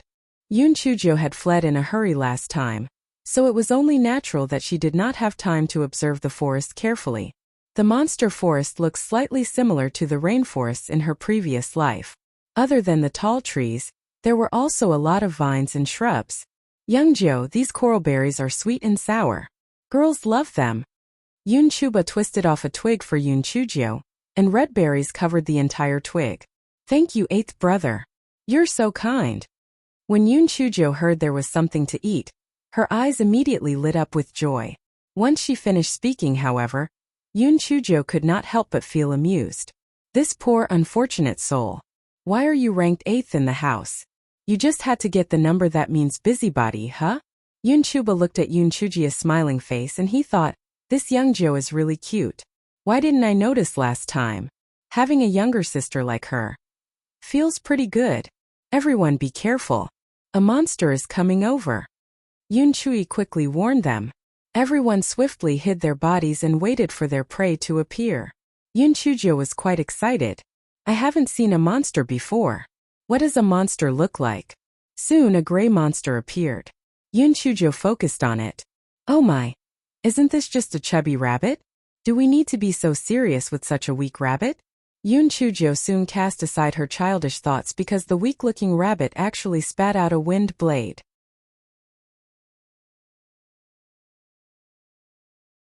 Chapter 53. You want to get close to me, huh? The wind blade from the gray rabbit was very sharp. It managed to cut off a twig that was about the breadth of a finger. Yoon Chulu and Yoon Chuba jumped out, and 2 of them started to fight with the gray rabbit. Yoon Chujo found this incredibly interesting. Those from the 1st level in Spirit Refinement Realm to the 3rd level in Spirit Refinement Realm could not release their spiritual energy yet. The only thing better about them compared with normal humans was that they were more agile. Those at the 4th level in Spirit Refinement Realm could release their spiritual energy to launch attacks, and they could make a shield with their spiritual energy to protect themselves. Yoon Chulu was at the 3rd level in Spirit Refinement Realm, while Yoon Chuba was at the 2nd level in Spirit Refinement Realm. Neither could release their spiritual energy, but fortunately, the gray rabbit needed some time to gather its power before it could spit out its wind blade. So, both of them could still handle the rabbit with their nimble movements. After half an hour, the gray rabbit became a dead rabbit. With a heroic air, Yoon Chuba spoke to Young Jo. Young Jo, did you see how capable I was? I'll take care of you in the future. Yoon Chujo put on an admiring look. 6th brother, 8th brother, you're both awesome. You're so ignorant. It's just a 1st-tier windblade rabbit, I can kill it alone. What's so amazing about that? Yoon Chuki sneered by the side. Yoon Chujo rolled her eyes in her heart. Is Yoon Chuki's zodiac sign a hedgehog or something? Yoon Chuba was naturally unwilling to accept what she said, So he started to argue with Yoon Chuki again. Yoon Chui's expression darkened. "Chuki Chuba, if both of you keep causing a ruckus, go home." Yoon Chuki and Yoon Chuba glared at each other. They stopped talking, and they looked rather ashamed of themselves. Everyone continued to walk further into the forest. They met some monsters back to back, but those were just first-tier monsters. Yoon Chujio never really realized just what kind of strange world she had come to in the past. But since she saw a rabbit spitting out a wind blade, a pheasant whose feathers could become arrows, and a squirrel that could spit fireballs, she felt like she had finally uncovered a corner of this world. These first-tier monsters may have had their special abilities, but there was a gap between each time they could use their abilities. Therefore, although the disciples of the Yoon family suffered from some superficial wounds, they could still handle the monsters. In a while, the guards had held quite a number of spoils in their hands. Very soon it was noon. The group efficiently prepared the prey and started to roast the meat. Yoon Chujio's eyes sparkled. She kept her eyes fixed on the sizzling meat, and she could not look away. Such a big eater. You glutton. Yoon Chuki glared fiercely at Yoon Chujio. "Seventh sister, are you desperate to get closer to me?" Yoon Chujio's gaze finally moved from the roasted meat to Yoon Chuki. "Get closer to you? You're thinking too highly of yourself. Trash, stop. Since you don't want to get closer to me, then stop placing your attention on me. You just keep talking about me, you know? So I thought you really wanted to attract my attention." Yoon Chujio schooled her face and cast a profound glance at Yoon Chuki. Yoon Chuki subconsciously felt a little scared. She thought that Yoon Chujio's eyes were even sharper than those of the monsters, so she told Yoon Chujio that she was just running her mouth off, albeit in an abashed manner. Then she went off to search for Yoon Chushan. Finally, the world around her became quiet, and the meat was also done. Yoon Chujio was not afraid of being scalded. She grabbed the rabbit leg that Yoon Chui passed to her and started to munch on it. Yum! Yummy! Delicious! It tastes so good. Yoon Chujio was extremely happy. This monster meat tastes much better than normal meat. It's so fresh and tender, fat but not greasy, lean but not dry. It's a true delicacy. While Yoon Chu was eating happily, Yoon Chui shouted, "Hide! A second-tier monster is coming over." Yoon Chua dragged Yoon Chujio to the shrubs at the side to hide. Yoon Chujio was so angry that she glared in anger. Why did this friggin' monster have to come now? Damn it! Chapter 54. Metal Bone Bear. A large metal bone bear ran over, grabbed its prey on the spit, and ate it. Yoon Chujio was so livid that her eyes turned bloodshot. Damn it! I haven't had enough yet. How dare you come over and steal my food? Die! Yoon Chua was terrified by the fierce aura oozing out of Yoon Chujio, and she thought, what's going on with young Jio? Is she too scared? Yoon Chui glowered and whispered, theoretically speaking, this area should only cover the first-tier monster's sphere of activity. Why is there a second-tier metal bone bear over here? Big brother, this metal bone bear could have been attracted by the monster meat. Although it's quite hard to deal with it, we can still work together and kill it. Who knows? Maybe there are crystal cores in its body. Yoon Chuba said excitedly. All of you do not get involved. Chusher and I will handle this. Yoon Chui glanced at Yoon Chusher, and both of them blocked the metal bone bear by positioning themselves in front as well as behind it. Yoon Chui raised his hands, and a wind blade went flying toward the metal bone bear's chest. Yoon Chujio was excited. So that's how spiritual energy looks like when it's released. That's so cool. If I'm at the 4th level in spirit refinement realm, would I be flinging celestial lightning bolts every time I raise my hands? Phew. It sounds awesome even when I'm just thinking about it. Although the wind blade cut into the metal bone bear, it brought no damage to it due to its rough and thick hide. It did, however, make the metal bone bear furious. The metal bone bear growled, raised its large paw, and waved it at Yoon Chui, who was in front of it. Yoon Chui immediately moved his body and dodged the hit from the metal bone bear. At that moment, Yoon Chusher waved his hands behind the bear, and a fireball the size of a fist flew toward the metal bone bear. The metal bone bear's black fur instantly started to burn. The monster may have been huge, but it was very agile. It rolled on the ground and extinguished the fire. It was now completely livid. It started to growl loudly. Growl! Similar growls could be heard from a spot not far away. Oh no! There is still another metal bone bear nearby. Yunchui was terrified. The metal bone bears could be a couple. It would have been easy to fight with just one, but to fight two of them would be incredibly hard. However, it was too late for them to leave now. Another metal bone bear, which was even larger than the first, growled and rushed toward the shrub where the members of the Yun family were hiding in. Oh no! This is a third-tier metal bone bear. Climb up the tree. Yunchu pushed Yunchujo away. Meanwhile, the other members of the Yun family fought with this metal bone bear. Those who were not engaged with the first were all at the third level in Spirit Refinement Realm, so they were not able to perform long-ranged attacks.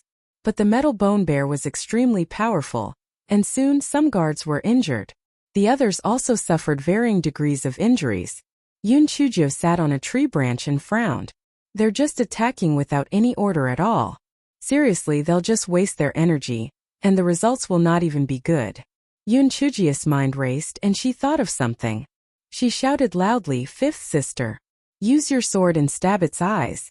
Sixth brother, cut its ears off with your saber. Seventh sister, use your sword and poke its asshole." One Yunchuki was so livid that she almost got a stroke when she heard that, but she knew it was not the time for her to get mad.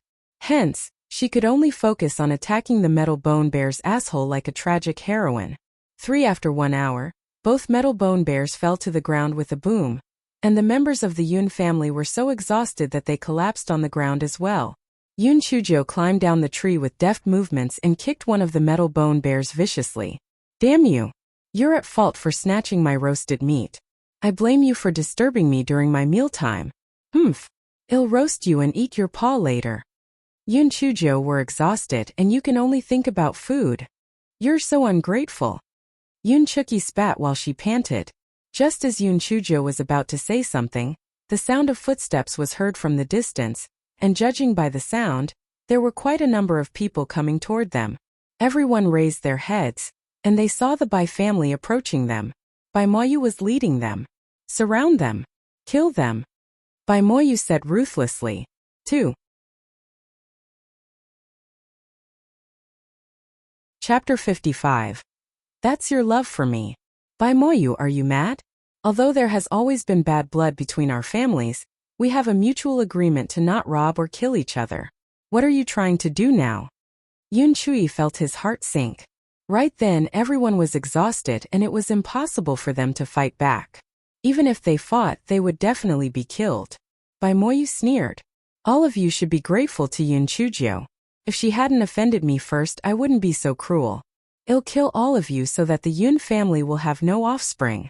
Ha ha ha. I'd like to see just how you can even think about opposing the Bai family by then." Yunchuki glared at Yunchujo fiercely. As for Yunchushan, she had a strange expression as if she was cooking something up in her mind. Yunchujo never expected Bai Moyu to do such a thing. Seriously, he's a real sinister one. Unless the Yun family managed to completely retreat today, they would definitely hold a grudge against her. Yunchujo would not be able to gain a footing in the Yun family in the future as well. "Bai Moyu, Youngjo only scammed 500,000 taels of silver from you. We can just return it to you once we get back." Yunchui hoped to buy them some time. Once everyone's stamina recovered, they might actually have a winning chance. Bai Moru walked out from the back and she looked savage. "Brother, you don't have to talk to them. Just kill them. Pass Yunchujo to me, I'm going to kill her myself." Yunchushan suddenly spoke up. "Young Master Moyu, Miss Moru, since Yunchujo is the cause of this problem, we can just hand her over to you. There's no need for us to make a big fuss over this. Even if you really fight with us, you might not be able to achieve complete victory." A thought then materialized in Bai Moya's head. "Third lady, what you've said is reasonable. All right. As long as you leave Yunchujo behind, all of you can leave immediately." "Chushan, enough with the nonsense. Youngjo is our sister. There is no way we are abandoning her." Yunchui rebuked Yunchushan. "Big brother, I can't bear leaving Youngjo behind too, but we can't just cast away the majority for the minority. Are all of us going to get killed because of her? Youngjo, tell us, shouldn't you be responsible for this?" Yunchushan asked Yunchujo, as though she could not bear the thought of sacrificing her too. However, before Yunchujo could say anything, Yun Chua became the first to oppose Yun Chushan's decision. No. I won't agree to it. I'll never hand Young Jo over to them. If worst comes to worst, we can just fight them to the death. I won't stand for this too. I'm not afraid to die at all. I'll just be reincarnated and 12 years later I'll still be a man. I, Yun Chuba, will not betray my sister just so that I can survive. Exactly. At worst, we can all die together and become siblings again in our next life. Yun Chulu forced himself to stand, and he carried his large saber so that he could shield Yun Chujo. Chushur Chuki, what do you say? Yun Chui looked at Yun Chushur and Yun Chuki. Yun Chushur smiled coldly. We, members of the Yun family, are willing to fight to the death instead of staying alive without dignity. If you want to kill Young Jo, you will need to do it over my dead body. Chuki, what about you? Yun Chushan's face was a little pale. She did not expect that within just a few days Yun Chujo, who had been disliked by everyone, would gain so much popularity. She looked at Yun Chuki. Yun Chuki is always treating Yun Chujo as if she's her greatest enemy. She'll definitely side with me. Yun Chujo might be a rascal, but that's a private matter within the Yun family. Members of the Bai family, who do you think you are? Yun Chujo still needs to remain alive to be my punching bag. Yun Chuki forced herself to stand up as well, and she brandished the sword in her hands.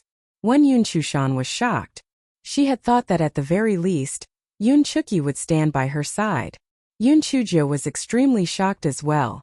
Seventh sister. It's no wonder why you always cause me trouble. So that's your love for me. Yun Chuki gave Yun Chujo a death glare. Get lost. Yun Chushan felt deep loathing in her heart. She could not understand why these people would want to protect Yun Chujo even at the risk of death. Still, she smiled bashfully and said, since everyone is so fearless, I will naturally not fear death as well. Come, let us die together. 1.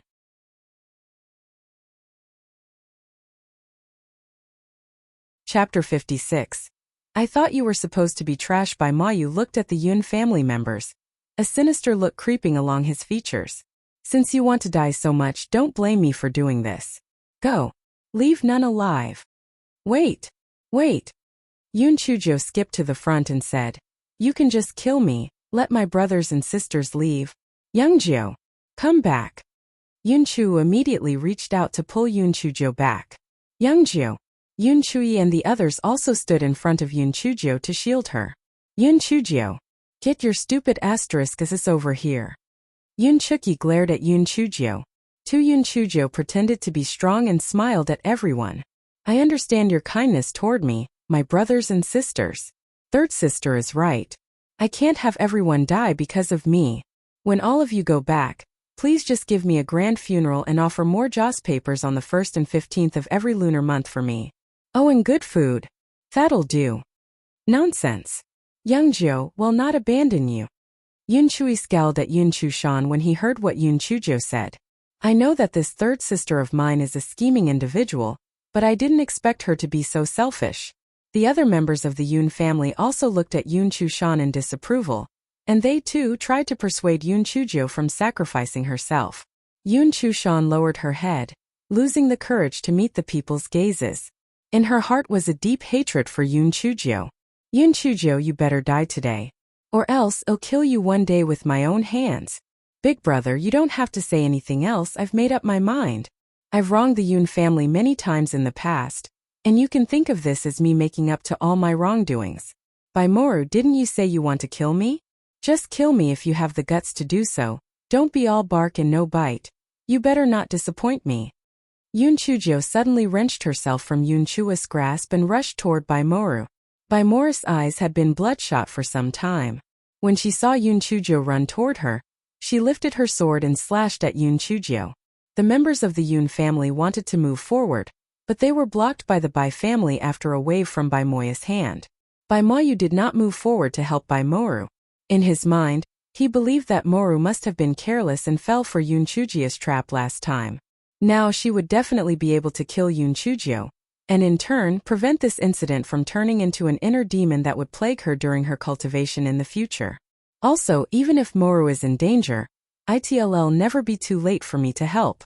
There's no way someone at the 4th level in spirit refinement realm, would not be able to deal with a piece of trash. Right after Bai Mayu thought of this, he heard a horrible shriek. Big brother, save me. Bai Mayu turned around and saw Yun Chujio holding a sword against Bai Mora's neck.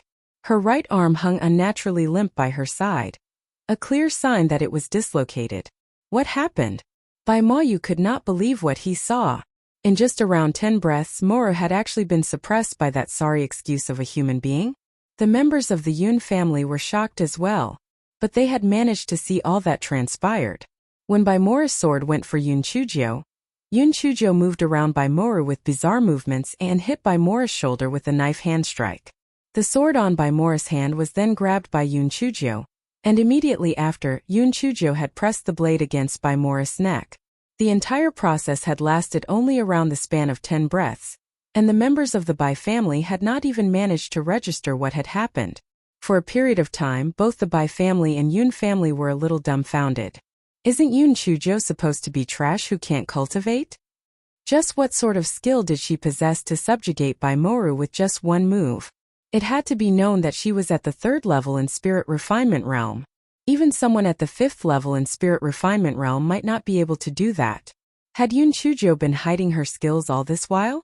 Yun Chujio bared her teeth. Bai Mayu, take your people and go, or else I'll kill Bai Mor. Bai Moya's face was livid with rage. He resented Bai Moru for her incompetence. It was all her fault that his plan had been completely ruined. Let go of Mora first, and I'll let you all leave, Bai Mayu said with a gloomy look. Do you think I'm dumb? I'll let go of Bai Moru when we're safely back home. But Yun Chujio was a cunning person. There was no way she would be fooled. Chapter 57. You can watch while we eat. Bai Mayu was so angry that he gnashed his teeth together. Fine, Yun Chujio. Withdraw. The people of the Bai family moved behind Bai Mayu, and all the people of the Yun family surrounded Yun Chujio. Yun Chuki pursed her lips. Yun Chujio, apparently you're not so useless after all. Yun Chujio bared her pearly whites. 7th sister. I'm beginning to really find your consistent act of finding faults in me really addictive. Why don't you speak a little more for my pleasure? One Yun Chuki stomped her foot in anger, snorted coldly, and stopped talking. Bai Mor, thank you. If it weren't for you, we wouldn't have been able to get out of this situation, Yun Chujio said with a smile. Bai Moru snorted coldly. She was now in pain, in fear, angry, and filled with hatred. The desire to faint immediately was great in her. But her physical constitution was so good that she could not pass out even if she wanted to. One Yun Chujio blinked. The people of the Yun family had not fully recovered just yet. It would be better if they rested where they were. And when their physical strength recovered, even without Bai Moru as a hostage, they could still escape. Big brother, 4th brother, please keep an eye on Bai Moru. I'll roast some meat. Everyone, you can rest. Once we're done filling our stomachs, we can go back. Yun Chujio pressed a few acupuncture points on Bai Mora's body, and to Bai Mora's horror, she noticed that she could not move again. Big brother. Big brother. Boo-hoo. Save me. I can't move again. Yun Chujio must have poisoned me again. Bai Moru was filled with fear when she remembered the incident last time. The accursed Yun Chujio had tricked her last time, saying that she was really just suffering from chest pains. It was clear that she had poisoned her. Bai Mayu wanted to step forward, but Yun Chushi's sword dug into Bai Mora's neck. Bai Mayu, if you want Bai Mora's head to start rolling, do come forward. Bai Mayu cast Yun Chushur a ghastly look. If you dare hurt Moru, the Bai family will not spare you. Yun Chushur snorted, but said nothing. Their most urgent task as of right now was to restore their physical strength.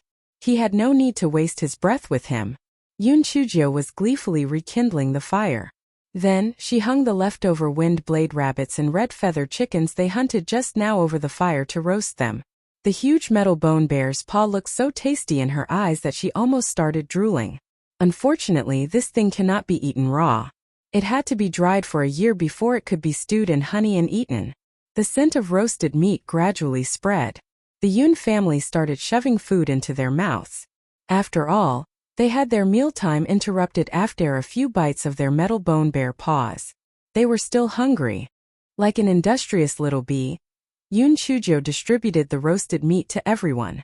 They said nothing much as well but started eating as fast as they could. The people of the Bai family had not had their lunch either. When they saw the people across them enjoying their food, they could not help but gulp in secret. How depressing. We came here to kill them, so how did we end up with them sitting while we're standing, them eating while we watch? Say, their roasted meat smells really good, doesn't it? Bai Moyu said darkly, bring out the dry food. Let's have lunch. The people of the Bai family could only take out their dry food and chew on their food bitterly, while they had to sniff the aroma coming from across them. Bai Moru was the most tragic of the lot. Since she laid helplessly on the ground, she could not even eat dry food. No one knew whether Yun Chujo did this intentionally, but she crouched next to Bai Moru and said while munching, yum, yum, delicious. It's so good. It's so delicious. The flavor just fills my entire mouth the moment I bite down on it. Why is this roasted meat so delicious? Oh wow, it's even more delicious than the dishes at Immortal Gathering Tower. It's fat but not greasy, and it's lean but not dry. It's way too delicious. One Bai Moru gulped, and she cursed Yun Chujo hundreds of times in her heart. Yun Chujo, just you wait. I will not spare you. When everyone was almost done eating, someone pointed at the sky and exclaimed, look, look, what are those?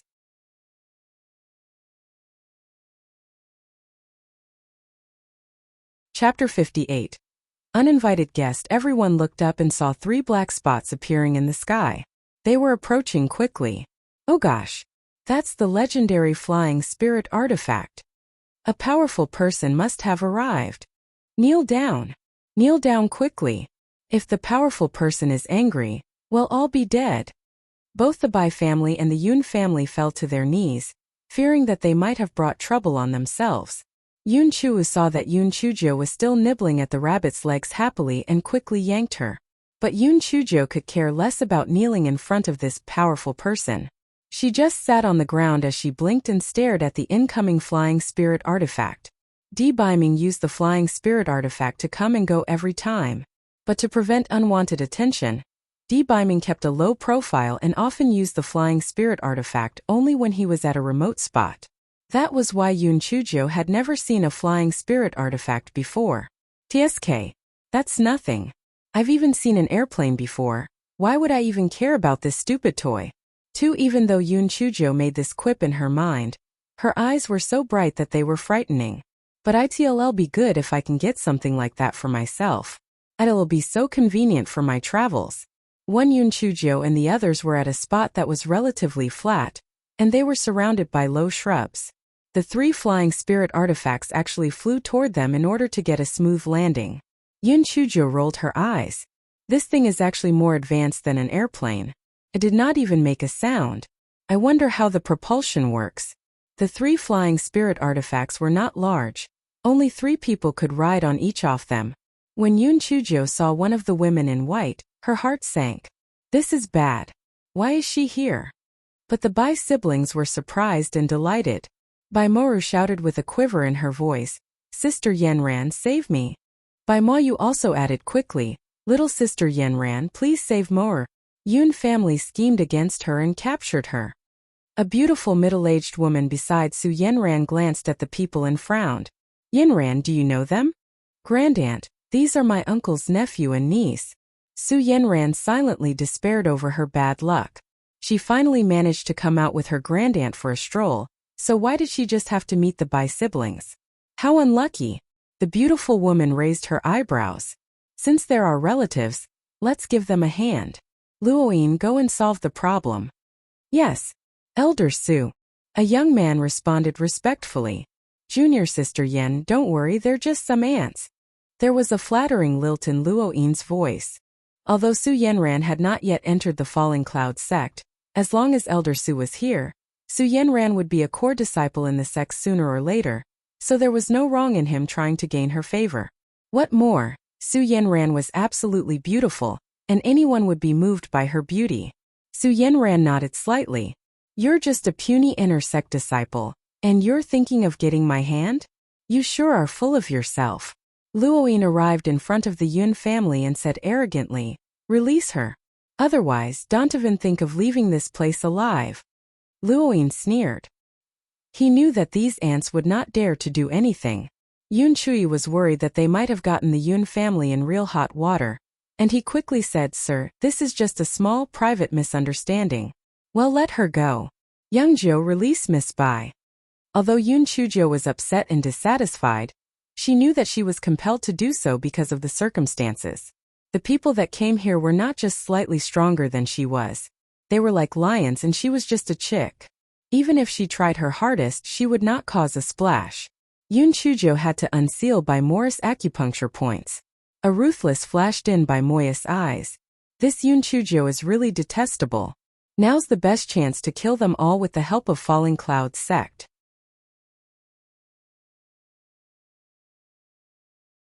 Chapter 59. Bring me to your master. Bai Mayu gave a signal to Bai Moru. They moved forward and arrived in front of the beautiful woman. Falling to their knees, they said, "Elder Su, thank you for your help." Elder Su just glanced at them through the corner of her eye and said indifferently, "Get up. Since you're both Yanren's relative, we do not need to be strangers." When Bai Mayu saw that Elder Su did not intend to ask what had happened, he knew that it was clear she did not intend to continue interfering with the matter. He gnashed his teeth secretly and decided to risk everything. "Elder Su, even so, we have to thank you. Yun Chuzhou owns a mysterious poison. If you hadn't helped us, my sister might have ended up with a tragic fate." Just as he expected, Elder Su was now interested. "Mysterious poison?" Bai Mayu was delighted. "Yes, my sister has been poisoned twice. After she was poisoned, she couldn't move the rest of her body except her head." "Oh, there's such a poison around?" Elder Su was really interested now. Even the soul-scattering pill could only seal a person's spiritual energy. A poison that limited a person's movements could even be compared to an imprisonment talisman. But poison could be concealed as well as an imprisonment talisman. Besides, the price of an imprisonment talisman was not cheap. If she could get the recipe for this poison, her trip would be really worthwhile. After she got hold of this recipe, there would be no reason for Yun Chuzhou to live. In the future, this recipe would be unique to only Su Ruoyun. "One, absolutely. Little sister Yanran can testify for me." Bai Moyu was very happy. "Yun Chuzhou, you are so dead." Su Yanran's eyes flashed a little. Although she did not like how Bai Moyu took advantage of Elder Su for revenge, she saw that Elder Su was very interested in the antidote, so she agreed and said, "Grandaunt, the last time little sister Moru was poisoned by Yun Chuzhou, she had scammed them of 500,000 taels of silver to be cured." Elder Su looked satisfied when she heard this. She had only come to collect some green-feathered mugwort that was unique to this place, but she had not expected such a bountiful harvest. Luo Yin had been observing everyone's words and expressions. When he saw an opportunity, he put on an arrogant air and ordered, "Who is Yun Chuzhou? Hurry up and give up the recipe for the poison to Elder Su or else." Humph. The people of the Yun family knew that things were not good when they heard what Bai Mayu said. When they heard Luo Yin's words, all of them tried to persuade Yun Chuzhou into handing over the poison recipe. After all, no matter how important the poison recipe was, it was not as important as their lives. Yun Chuzhou felt as if there was a storm raging in her heart. "Damn it! Where in the world am I supposed to get this poison recipe?" Besides, even if she really had a poison recipe, she might be killed after she handed it over. She was also worried that the Yun family would suffer because of it as well. "Bai Moyu, you should really just drop dead."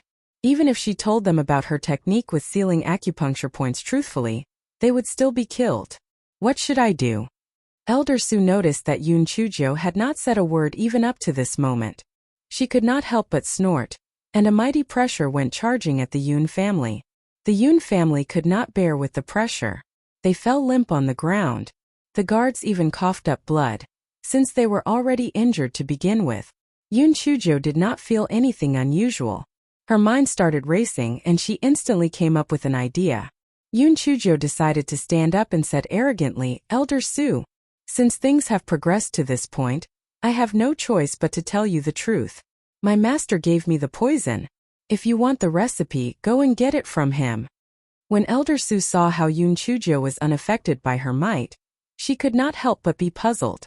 "Your master? Who is your master?" "My master doesn't allow me to tell others his name. He told me that whenever I meet a strong enemy, I am to tell them that he is the elder of the spiritual essence sect. If you don't show him respect, he will naturally uphold justice for me. Yun Chujia's expression was filled with arrogance.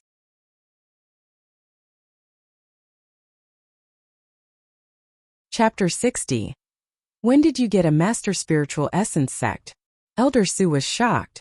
Spiritual Essence sect was one of the main 4 sections, and Falling Cloud sect was just a middle grade sect. If I offend Spiritual Essence sect, I will be in trouble. Bai Moyu said, Elder Su, don't listen to Yun Chujia's lies. How is it possible for a trash like her to gain the favor of an elder from Spiritual Essence sect? She obviously made up this lie because she didn't want to hand over the poison recipe. Elder Su, my brother is right.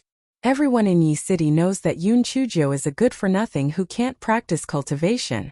How can an elder from Spiritual Essence sect accept someone like her as his disciple? Bai Moro agreed through gritted teeth. Elder Su looked at Yun Chujio in slight puzzlement. All she saw was Yun Chujio standing tall and straight, full of pride. She did not look the slightest bit diffident. Elder Su glanced at the people of the Yun family, and saw Yun Chushan's eyes twinkling. She seemed to have something to say. So Elder Su pointed at Yun Chushan. You tell me, is what Yun Chujio said true? Everyone in the Yun family looked at Yun Chushan. She appeared conflicted for a while before she said with a quivering voice, Elder Su, my 9th sister has never been able to refine spiritual energy since she was a child, and I have never heard of her having a master before.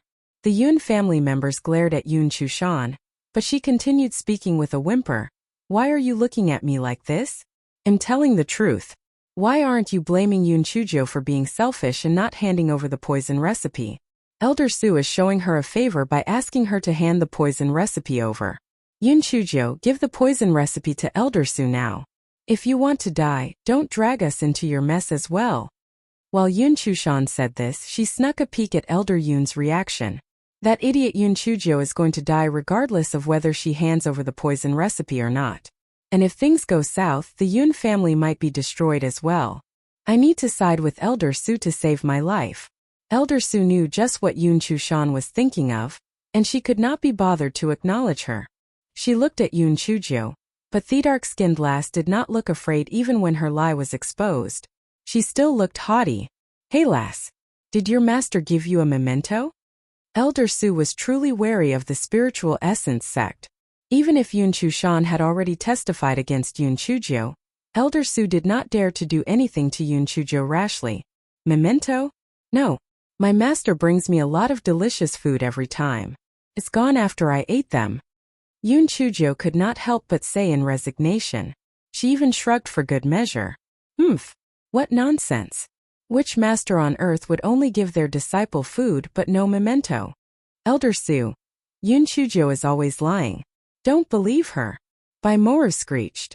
Elder Su glared at Bai Moru in displeasure, and Bai Moru felt a pressure on her chest.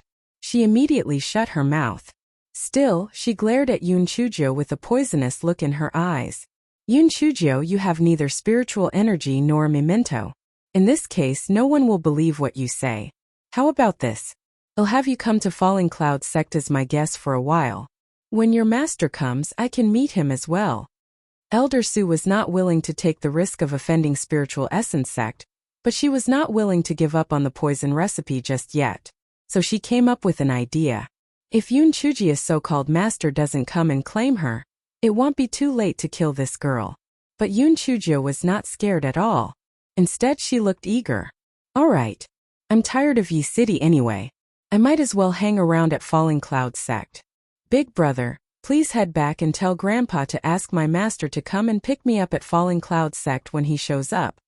Yun Chui almost burst into tears. Young Joe, although you're really good at lying, you don't have a master.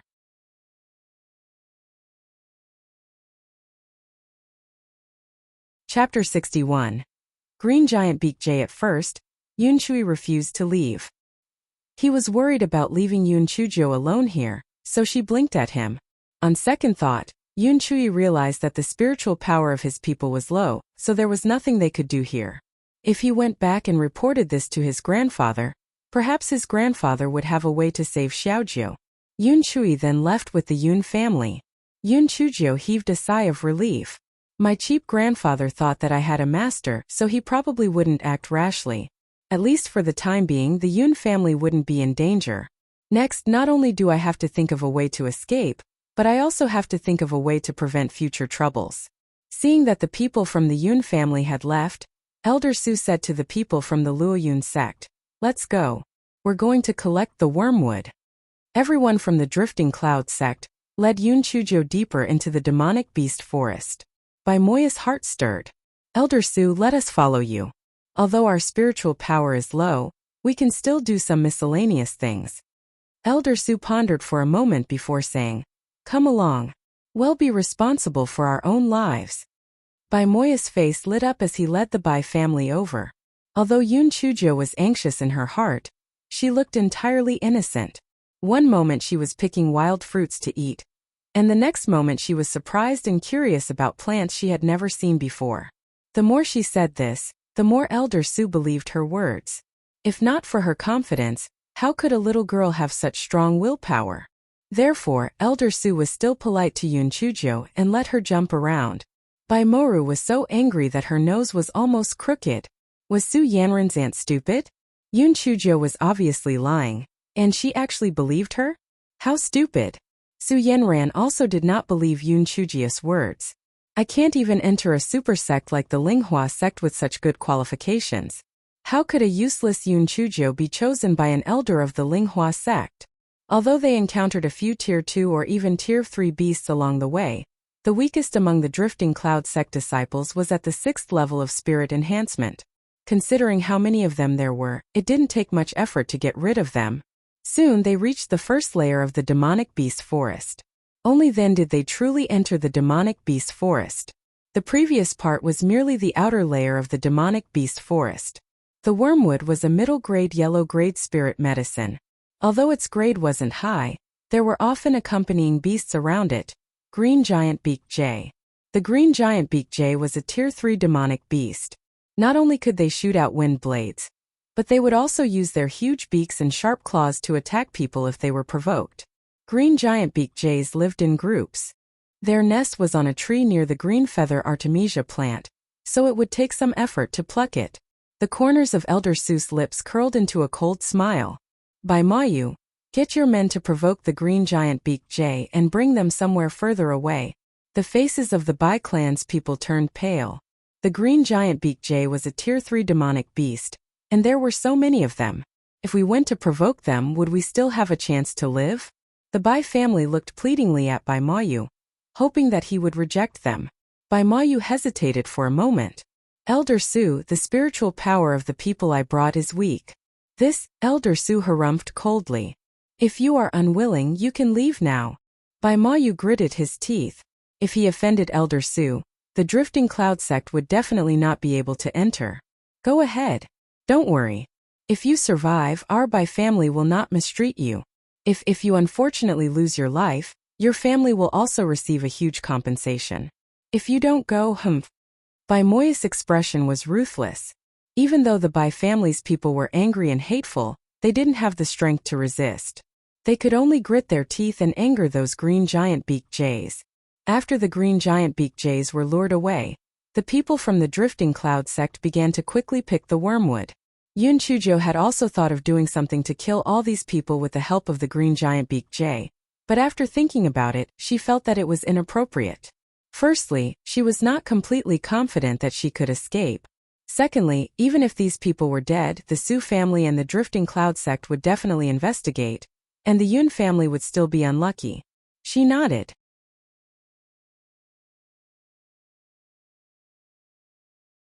Chapter 62. Demonic Beast Rebellion. After the people from the Drifting Cloud sect finished harvesting the wormwood tree, they quickly retreated. He hadn't run far when a wave of miserable cries of jays sounded out. Obviously, the Green Giant Beak Jay had realized it had been tricked after returning to its nest. It was obvious that those with 2 legs could not outrun those with wings. After 15 minutes, more than 20 Green Giant Beak Jays swooped down from the sky. Yun Chujio looked up and jumped into the bushes nearby. "Is this a crow? It's even bigger than a golden eagle. Not only is it bigger, it's also spitting out wind blades." This is practically a bomber. Yun Chujio was hiding in a very good place. In addition to the bushes, there was also a huge rock. Yun Chujio was very conflicted. On one hand, she felt that it was better to kill these people with the green giant-beaked jays. On the other hand, she was afraid that the Su family and the Drifting Cloud sect would not rest until they were dead. Yun Chujio carefully looked outside. The people from the Drifting Cloud sect used their killer moves one after another.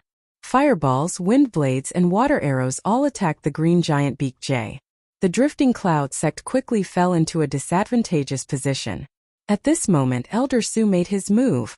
There seemed to be a defensive spirit treasure on Elder Su's body. The wind blades were all blocked 1 foot away. She raised her hand and wind blades attacked the green giant-beaked jay.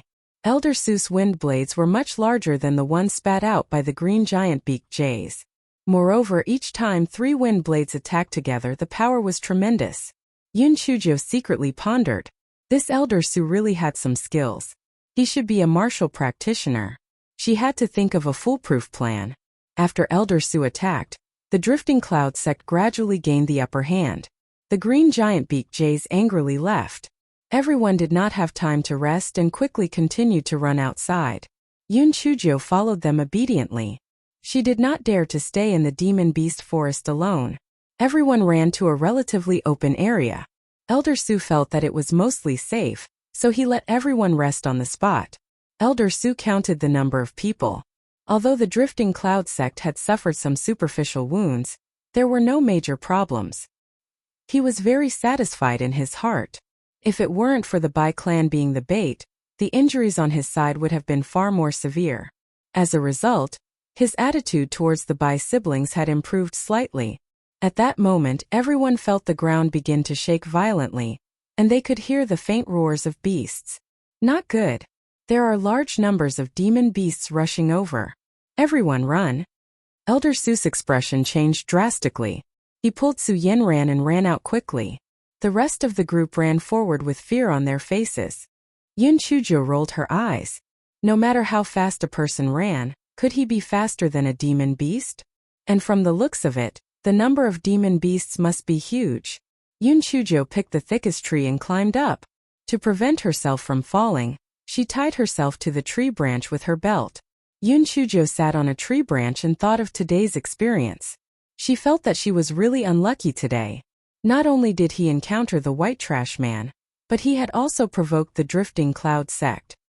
He had just escaped from the claws of the green giant-beaked jay, and now he had encountered a large group of demon beasts. Why did these demon beasts run out to scare people instead of staying in their own territory? As Yun Chujio was thinking, the ground began to shake even more violently, and a large number of demon beasts came roaring. Yun Chujio was so scared that she shrunk her neck. Oh my god, what level is this demon beast? Some demon beasts are even larger than elephants, like small mountains. They seemed to be avoiding something as they charged forward blindly. Some of the weaker ones were actually trampled to death by the other beasts. Yun Chujio couldn't help but rejoice that she didn't run with Elder Su and the others. With the speed of these demon beasts, they would catch up with them very quickly.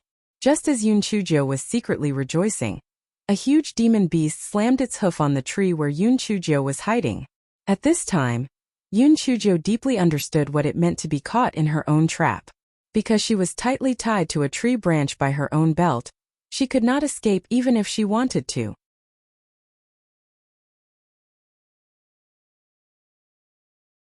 Chapter 63. Going further and further, all these things happened in a flash. It was too late for Enfeng, who was secretly protecting Yun Chujio, to save her. Enfeng felt like the sky was about to collapse. Why was it that no matter where she went, strange things would happen? This was merely the first layer of the Demon Beast Forest. How could there be such a large-scale beast tied? Moreover, there were 8th and 9th ranked beasts among them. These beasts should be living on the 4th floor. Why did they all come to the 1st floor? Just as Enfeng was thinking that the world was dark, his eyes suddenly lit up. Wasn't that the black girl on the back of the 9th rank mighty elephant? Just as Enfeng was about to chase after her, a large group of demon beasts roared from behind. Enfeng was forced further and further away from Yun Chujio by these demon beasts. Enfeng couldn't help but secretly complain to Di Baiming. Why did the Prime Emperor have to make him only take action when the little girl's life was in danger? If it weren't for this restriction, he would have already killed those stupid sects and brought the little girl back to Yi City. At this time, Yun Chujo was holding the mighty elephant's long hair in fear. Fortunately, she had untied her belt at the last moment and jumped onto the back of this demon beast. Otherwise, the baby would have died. The mighty elephant was huge, and it did not have the energy to care about Yun Chujo, who was on its back, and allowed Yun Chujo to ride it and run. Yun Chujo quickly saw Elder Su and others on the tree. After a rough look, there were fewer people in the drifting cloud sect. They were probably trampled to death by demon beasts. Elder Su and the others also saw Yun Chujo and couldn't help but be dumbfounded. How could Yun Chujo be riding on the back of a 9th-ranked demon beast? This was too unbelievable. At this time, Elder Su was even more convinced that Yun Chujo had an amazing master. Yun Chujo must have been hiding her strength. Otherwise, how could she tame this 9th-ranked mighty elephant? Yun Chujo was now like a mouse that had fallen into a rice jar. Although she was happy in front of her, a huge crisis was waiting for her. Once these monsters stopped, she would definitely die without a complete corpse. After running for a while, Yun Chujo sadly discovered that these demon beasts did not run outside, but ran horizontally. Yun Chujo wanted to cry, but no tears came out. The demon beast forest was endless. It stretched across the entire Azure Mystic continent, and she didn't know where she would be taken. Just as Yun Chujo was on tenterhooks, several black dots appeared in the sky. They were actually several air transportation spiritual artifacts. These air transportation spiritual tools looked much more advanced than those of the drifting cloud sect. Yun Chujo was also desperate. She picked up the belt that almost killed her and waved it with all her might. Yun Chujo felt that she was finally happy. One of the air transportation spiritual tools lowered its height, and a rope was thrown out. Yun Chujo quickly grabbed the rope and desperately climbed up. The people above were obviously pulling the rope hard, and soon Yun Chujo was pulled into the air transportation spiritual tool. Thank you, immortals, for saving my life. You are all great people. Yun Chujo thanked them obediently. Little girl, how did a normal person without spiritual power like you end up on the back of the mighty elephant? A square-faced old man asked in confusion. Yun Chujo couldn't help but wonder. She could clearly cultivate. Why did these people say that she didn't have any spiritual force? Yun Chujo didn't have time to think carefully and quickly answered. I followed my family's brothers and sisters to train. I didn't expect to encounter a demon beast riot. Then how did you get on the back of the mighty elephant? Yun Chujo said embarrassedly. The tree I was hiding in was knocked down by demon beasts. I happened to land on the back of an elephant. If I didn't meet you immortals, I would have died. The old man laughed out loud. You're really lucky, little girl. Stop calling us immortals. We're not immortals. We're just cultivators from the spiritual flower sect. Yun Chujo felt that her luck was really going to change. The spirit radiance sect? Haha, no matter what, she had to hug this thigh.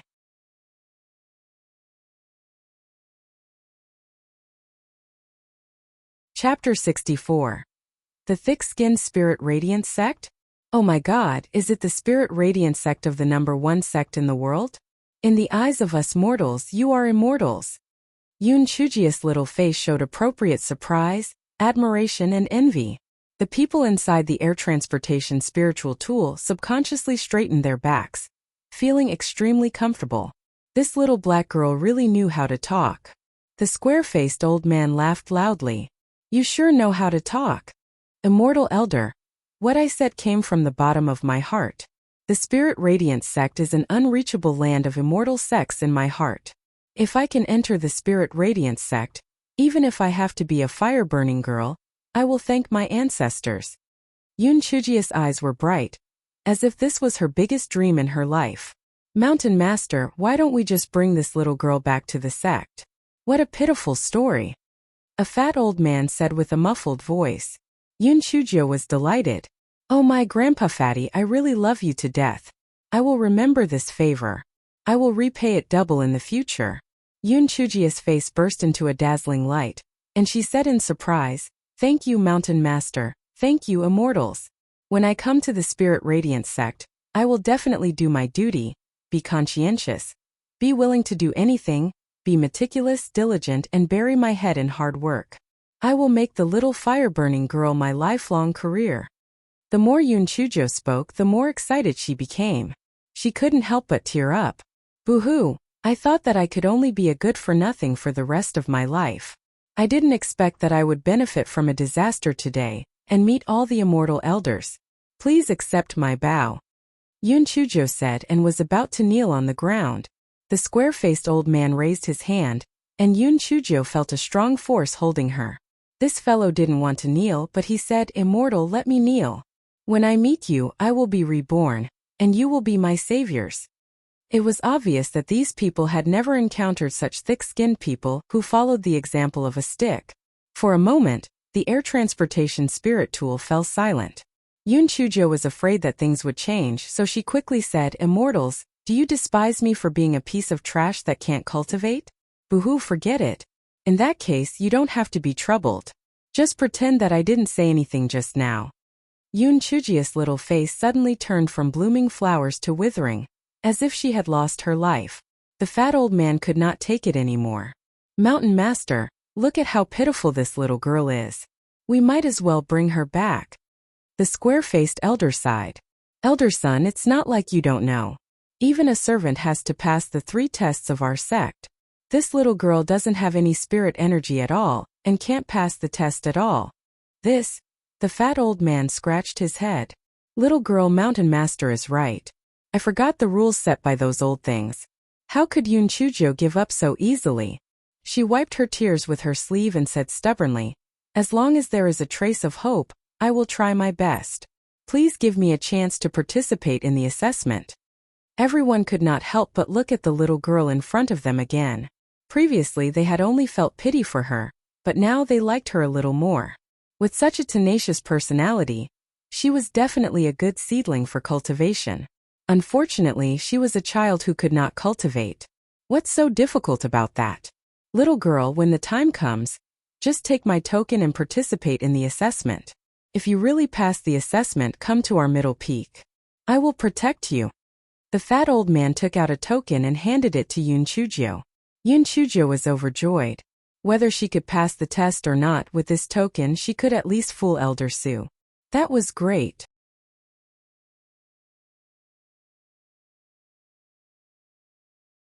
"Thank you, Elder Son. I will not let you down." Yoon Chujia's face was red and her eyes were filled with tears. Anyone who saw her would be excited.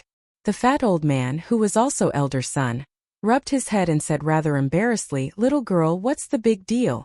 If it weren't for the rules, I would have brought you back to the Spirit Radiance sect." Yoon Chujo sincerely said, "Elder Son, I understand. As the saying goes, if there are no rules, nothing can be done. The Linghua sect is such a big sect. There must be strict rules. I am already very grateful to have the chance to participate in the assessment." Everyone nodded to themselves. Not only was this little girl tough, but she was also very reasonable. Not bad. "Little girl, we still have things to do later. Follow us first. Once we're done, we'll send you back home," Elder Son said kindly. Yoon Chujo nodded and sat down obediently in a corner.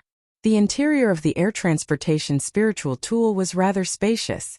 Apart from the Mountain Master, Elder Son, and 3 other elders, they were currently looking out of the window.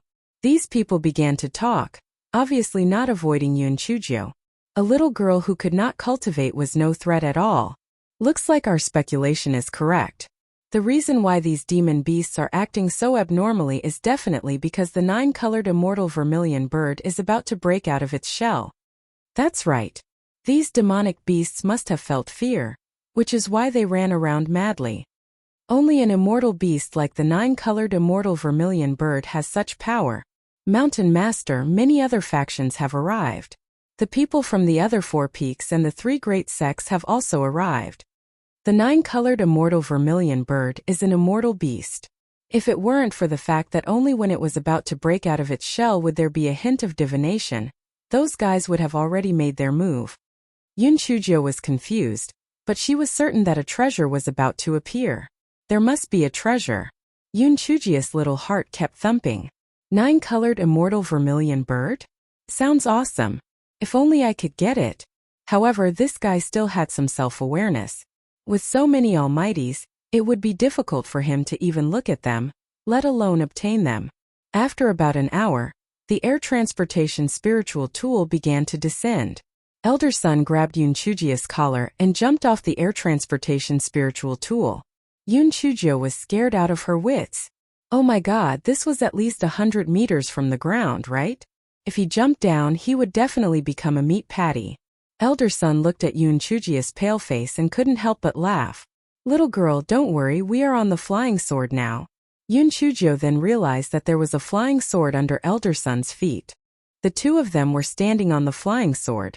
Yun Chujia laughed dryly and started to look around curiously. This was obviously the deepest part of the demonic beast's forest. The surroundings were silent. The demonic beasts that were originally here had all fled. Elder Sun, why is it so hot here? Yun Chujia found that it was getting hotter the deeper she went. The 9-colored immortal vermilion bird is a fire attribute immortal beast. When it breaks out of its shell, it produces a lot of heat. Elder Sun was not vigilant against Yun Chujia and told her the truth. The 9-colored immortal vermilion bird must be very beautiful, right? Yun Chujia asked curiously. Haha, what a little girl. The 9-colored immortal vermilion bird is naturally very beautiful. But what everyone cares about is not its appearance, but its battle prowess. That's an immortal beast. When we get there, it'll place you on a tree branch. Stay there obediently. There's going to be a fierce battle later. Yes, Elder Sun, don't worry. I cherish my life. Yun Chujia obediently agreed.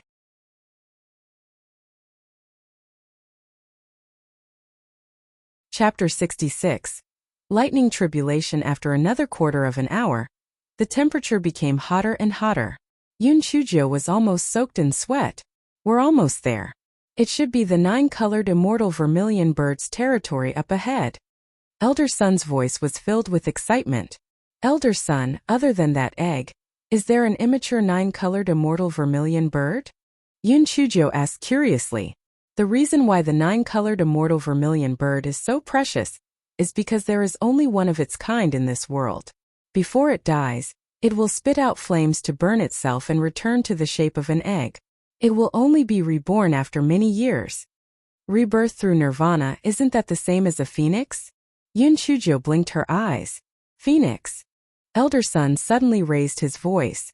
Although the 9-colored immortal vermilion bird is rare, it cannot be compared to a phoenix. A phoenix is a mythical beast. However, it is only a legend, and no one has ever seen a phoenix before. Yun Chujia nodded. In the later generations, phoenixes were only legends. Elder Sun found a thick tree and placed Yun Chujia on it. He reminded her before meeting up with the others. Not long after, people rushed over one after another. Many people found Yun Chujia on the tree, but once they saw that it was a little girl without spiritual power, no one paid attention to her. The most important thing now was to snatch the 9-colored immortal vermilion bird after breaking its shell.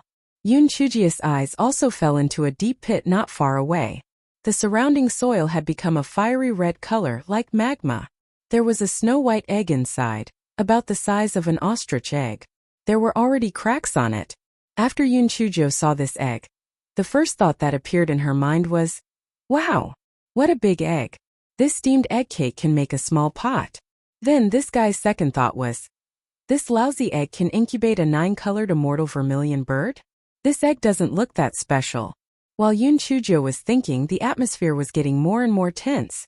Elder Sun and the others formed an alliance with the other members of the Spirit Radiance sect. The other factions also started to form groups. Even if the 9-colored immortal vermilion bird could not be divided, it would still be a priceless treasure if it could obtain a feather or a drop of blood when it grew up. Yun Chujia couldn't help but curl her lips. This 9-colored immortal vermilion bird is really sad. It hasn't even been born yet, and so many people are already thinking about it. In the future, people will pluck its feathers and bleed it. TSK, it's even worse than me. The cracks on the eggshell became denser and denser. The 9-colored immortal vermilion bird was about to break out of the eggshell. Everyone's breathing quickened as they guarded against each other, afraid that someone would take the initiative. At that moment, the sky suddenly darkened, and large clouds gathered. Everyone was confused. Could it be that it was going to rain? Why did the sky suddenly change? But Yun Chujo had a bad premonition. Fuck. Is there going to be thunder again? I was happy to absorb the power of lightning, but there were so many people here. How could I explain the situation of being struck by lightning? As Yun Chujo was struggling, a crack appeared in the thick clouds, and a purple thunder struck down. Ah! Heavens, it's tribulation lightning. It must be the 9-colored immortal vermilion bird. Everyone disperse. Purple tribulation lightning. Its power is boundless. Hurry. Quickly activate the defensive spirit artifact. I wonder if this newborn bird will be able to withstand such a brutal tribulation lightning? That's right. If we split them into pieces, we would have wasted our efforts. Just as everyone was waiting for the tribulation lightning to strike down, they discovered that the purple tribulation lightning had strangely stopped in midair.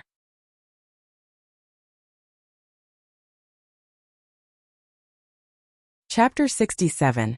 Strike. The tribulation lightning was dumbstruck. Was it the egg in the pit or the black girl on the tree branch? No one said there were 2 targets when I came. The tribulation lightning was acting up again.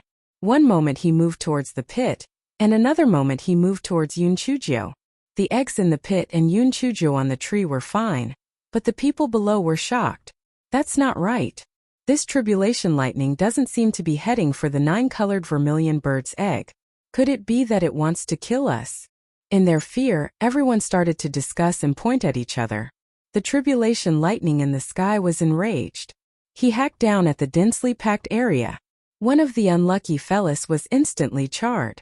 Thunder could be heard faintly from the sky. The rest of the people fled in all directions in fear. Although the 9-colored immortal vermilion bird was rare, their lives were even rarer. He should lie low and wait for the lightning to stop before returning to snatch the 9-colored immortal vermilion bird. The tribulation lightning had learned its lesson this time. It decided to first strike the black girl on the tree, then strike the egg in the pit. Yun Chujo saw that everyone had run away, and she had a plan in her heart. She looked at the tribulation lightning that was swaying, and quickly climbed down the tree. Yun Chujo smiled at the tribulation lightning and waved her hand. Baby, come on. Come on. The tribulation thunder was about to go crazy with anger. Today, it was truly unfavorable for there to be thunder. Not only had there been 2 targets, but they had also encountered such a freak. I'll kill you. The tribulation lightning struck Yun Chujo with 120% anger. Yun Chujo despised it in her heart. This little thing was far worse than the last one. She didn't even blink.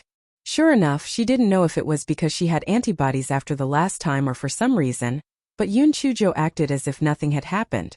She held her small hands behind her back and said arrogantly, "Too weak. Too weak. If you can, then hit me again." The dark clouds in the sky started to tremble with anger. Too much. Too much. I've never seen such a weird thing in 10,000 years. Slash. Kill her. As a result, bolts of lightning fell from the sky. The people who had escaped could not help but rejoice. Heavens! It's all thanks to our escape. What exactly is going on? This has angered the heavens. Could it be that the 9-colored immortal vermilion bird is something that goes against the heavenly Tao? Elder Sun suddenly slapped his thigh. Oh no! I forgot about that black girl. Oh no, that black girl must have been struck to death by lightning. Elder Sun blamed himself. It's all my fault. Just bring her to my side. The other elders also felt the same way. That black girl was such a pity. Forget it, Elder Sun, you don't have to blame yourself. This is her fate. If we hadn't saved her before, she would have died at the mouth of the demon beast. Today is her fate. The square-faced elder sighed and comforted Elder Sunday. Elder Sun sighed and didn't say anything else.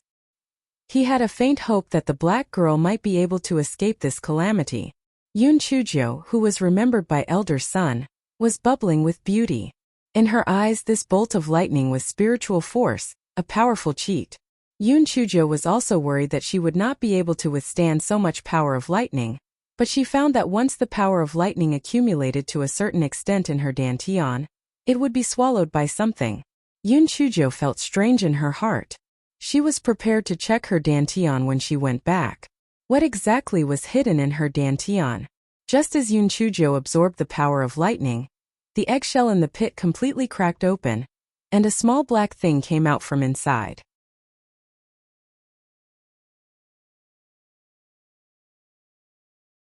Chapter 68. Two wicked people. The little black bird struggled to get out of the eggshell. Then it turned its green bean eyes in confusion. Strange, what happened to my heavenly lightning? Could it be that the heavenly lightning was not good and missed? The tribulation thunder that the little black bird thought had poor eyesight was on the verge of tears. Yun Chujo pointed at the dark clouds and shouted, "Hey, are you done? Can't you be more straightforward?" The dark clouds in the sky were boiling with anger. Where did this weirdo come from? Why can't I kill him? I'm so angry. The little black bird was anxious to go out and check, so it flapped its short wings and flew out of the pit, its claws still clutching the cracked eggshell. When the tribulation thunder saw the little black bird fly out, it finally found a target to vent its anger on. It struck the little black bird. "Oh, you blind fool. You actually dared to kill me?" The little black bird landed on the ground. Not only did it not dodge, it even used one of its wings to pinch its waist and used the other wing to arrogantly point at the dark clouds and curse. The purple lightning tribulation exploded with rage. "If I can't kill that weirdo, then I can't kill a weak chicken like you. Oh kill! Oh kill! Oh kill!" After 8 consecutive lightning strikes, the tribulation lightning pitifully discovered that not only was the weak chicken completely fine, it even burped. The tribulation thunder felt that Lei Shang was hopeless. This was too much. A little black girl and a little black bird. Both of you are black-hearted. The tribulation thunder really couldn't do anything to these two freaks. It could only reluctantly return home. Yun Chujo was staring at the little black bird. "Oh, what a joke. There's actually such a black human." The little black bird exaggeratedly covered its beak with its wings. "Black crow, do you want to die?" Yun Chujo kicked the little black bird. The little black bird flapped its small wings and avoided Yun Chuji's black foot. "You dare to kick me? Do you want to die?" "Fuck. That's my line. Are you stupid? Do you only know how to speak like others?" Yun Chujo picked up a stone and threw it at the little black bird. "Aya! You actually dared to use a rock to smash me.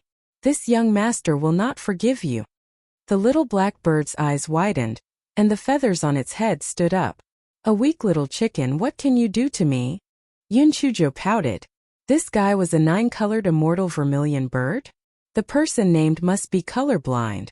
This was a talking crow. The little black bird opened its mouth, and a purple fireball pounced towards Yun Chujo. Yun Chujo quickly dodged. She did not expect this ugly thing to have some skill. "Ha ha ha. Do you know how powerful I am now? I'll burn you to death." The little black bird arrogantly spat out fireballs. Yun Chujo dodged left and right. Although she was not burnt by the fireball, she was still in a very sorry state. Her heart moved and bad ideas came out. "Sigh. Little weakling, no matter how powerful you are, you won't be able to escape your tragic fate. Your little fireball can only deal with me, but when those people come, you won't be a match at all. TSK, I heard it all. After they snatch you away, not only will you sell your life for them, even your feathers and blood will be divided. Just thinking about it makes me sad. Your final outcome will be a bald chicken." Yun Chujo revealed a gloating look. Although the little black bird was furious, it knew that Yun Chujo was telling the truth. Instantly, its arrogance diminished, and its small wings drooped down. "I don't want to be their beast pet. I don't want to be plucked by others. Cough cough. Little weakling, I actually have a way to make sure you don't get plucked and bleed." Yun Chuji's eyes flashed with a trace of slyness.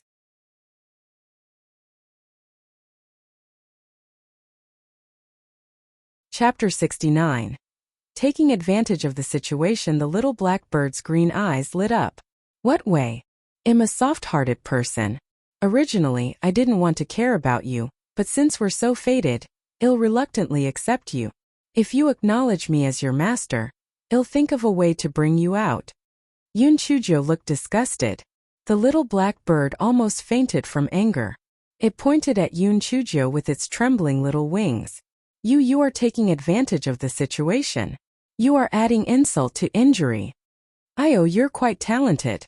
You even know idioms. Let me tell you, little weakling, It's your best choice to acknowledge me as your master. You've seen it for yourself, I have a rare thunder spirit root. Sooner or later, I'll amaze the world with a single brilliant feat, and am the most protective of all. I won't let anyone bully you. Yun Chujo guided patiently, like a big bad wolf trying to abduct Little Red Riding Hood. The little black bird was unmoved and said with disdain, "You're so weak. If I acknowledge you as my master, those people will kill you too." Yun Chujo shook her finger. Wrong. Wrong. Wrong. Although my spirit energy is very weak, my spirit energy here is very strong. Yun Chujo pointed at her little head. I have unparalleled wisdom, and others think that I don't have any spiritual power. How can a piece of trash without spiritual power make the 9-colored immortal vermilion recognize me as its master? The little black bird rolled its eyes. I can sign a contract with you, but we can't sign a main pet contract. I want to sign an equal contract. Sure. I didn't want you to die with me. Hurry up. Those people will be back soon. Yun Chujo urged. Although the little black bird was unwilling, there was no good solution at this time, so it could only wave its 2 small wings and start to form seals, then pecked Yun Chujo's index finger. A simple and complicated pattern appeared in the sky, then it hid between Yun Chujo's eyebrows. Yun Chujo was so angry that she stomped her feet. Are you stupid? You made such a big commotion, how can I protect you? The little black bird raised its neck. You didn't say anything. Aren't you smart? Quickly think of something. Idiot. Quickly hide your immortal beast aura. Yun Chujo glared fiercely at the little black bird. The little black bird harumphed coldly and hid its aura. Yun Chujo rolled on the ground, then grabbed a handful of scorched earth and smeared it on her face, and messed up her hair. Ha ha ha. Crazy bitch. You look even uglier now. The little black bird laughed until it was shaking. Yun Chujo grabbed the little black bird's neck, picked up a handful of scorched earth, and wiped the little black bird's body. The little black bird was almost strangled to death. With 1 wing on its waist and 1 wing pointing at Yun Chujo, it started to curse. Yun Chujo couldn't be bothered with it. She looked at the eggshell on the ground, rolled her eyes and had an idea. She found a piece of charred wood that had been struck by lightning and stuffed it into the eggshell, then tossed it back into the pit. Ah! My reserves! The little black bird cried out in pain. Shut up. If you continue to cause trouble, you will be the one who becomes a reserve grain. Yun Chujo glared fiercely at the little black bird. The little black bird immediately shrunk its neck. This little black girl was quite scary when she was serious. Later I'll hide you inside my clothes. You better be smart and act according to the situation, do you hear me? The little black bird also knew that the situation was urgent and muttered, I know, this young master is smart. Quick! Quick! Someone is coming. Yun Chujo quickly stuffed the little black bird into her clothes, and then found a place that was not too badly hit, lying on the ground like a little turtle and pretending to be dead.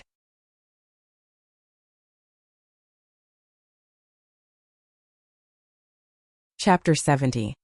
Fire-breathing crow versus 9-colored immortal vermilion bird. Brother Lu. What do you think happened just now? Such dense lightning is simply unheard of and unheard of. That's right. This is too scary. Luckily, we escaped in time, or else we would have been killed without a corpse. The 9-colored immortal vermilion bird in the pit is probably a little fishy. Even an immortal beast would not be able to attract lightning from a newborn bird, let alone such a terrifying one. Heavens, then according to you, that young bird is an existence that goes against the heavenly Tao? Probably, the heavenly Tao wants to destroy it. If that's the case, then that 9-colored immortal vermilion bird must be deader than dead. Something that goes against the heavenly Tao definitely won't survive. The little black bird in Yun Chujo's clothes cursed silently. A bunch of idiots. You are the one who can't die anymore. I am living well. However, a totem seemed to have appeared in the sky earlier. What's going on? It looks like a Dharma seal, but it doesn't look like it. After all, a Dharma seal isn't that spectacular. Could it be some seal or warning from the heavenly Tao? As the crowd was discussing, someone screamed, Look, there's a corpse. Yun Chujo laughed out loud. Where did this joker come from? Can't you just say that there's someone there? And that there's a corpse? I'll show you the corpse later. You'll be scared to death. Elder son was the first to run over. Ah, little girl. Poor child. I've let you down. Elder son carried Yoon Chujio in a very guilty mood. Yoon Chujio slowly opened her eyes, then hugged her head and shouted, help. Thunder. It killed me. Immortal, help. Elder son was so frightened that he almost sat on the ground. Then, he comforted her in pleasant surprise, little girl, it's all right. It's all right. There's no thunder anymore. Yoon Chujio looked around in horror, then hugged elder son and started to cry. Woo! You scared me to death. I didn't do anything outrageous, so why are there so many lightning strikes? This is too scary. And it's all purple lightning, it's all because of that bird. Woo! It scared me to death. Yoon Chujio cried loudly, but it did not stop everyone from being curious about the information in her words. That bird? Which bird? Could it be the 9-colored immortal vermilion bird? Little girl, stop crying. Tell me what happened. A monkey-faced old man squeezed through the crowd and asked impatiently. Yoon Chujio shivered and pulled on the corner of elder son's clothes. I was watching from the tree and saw you running around.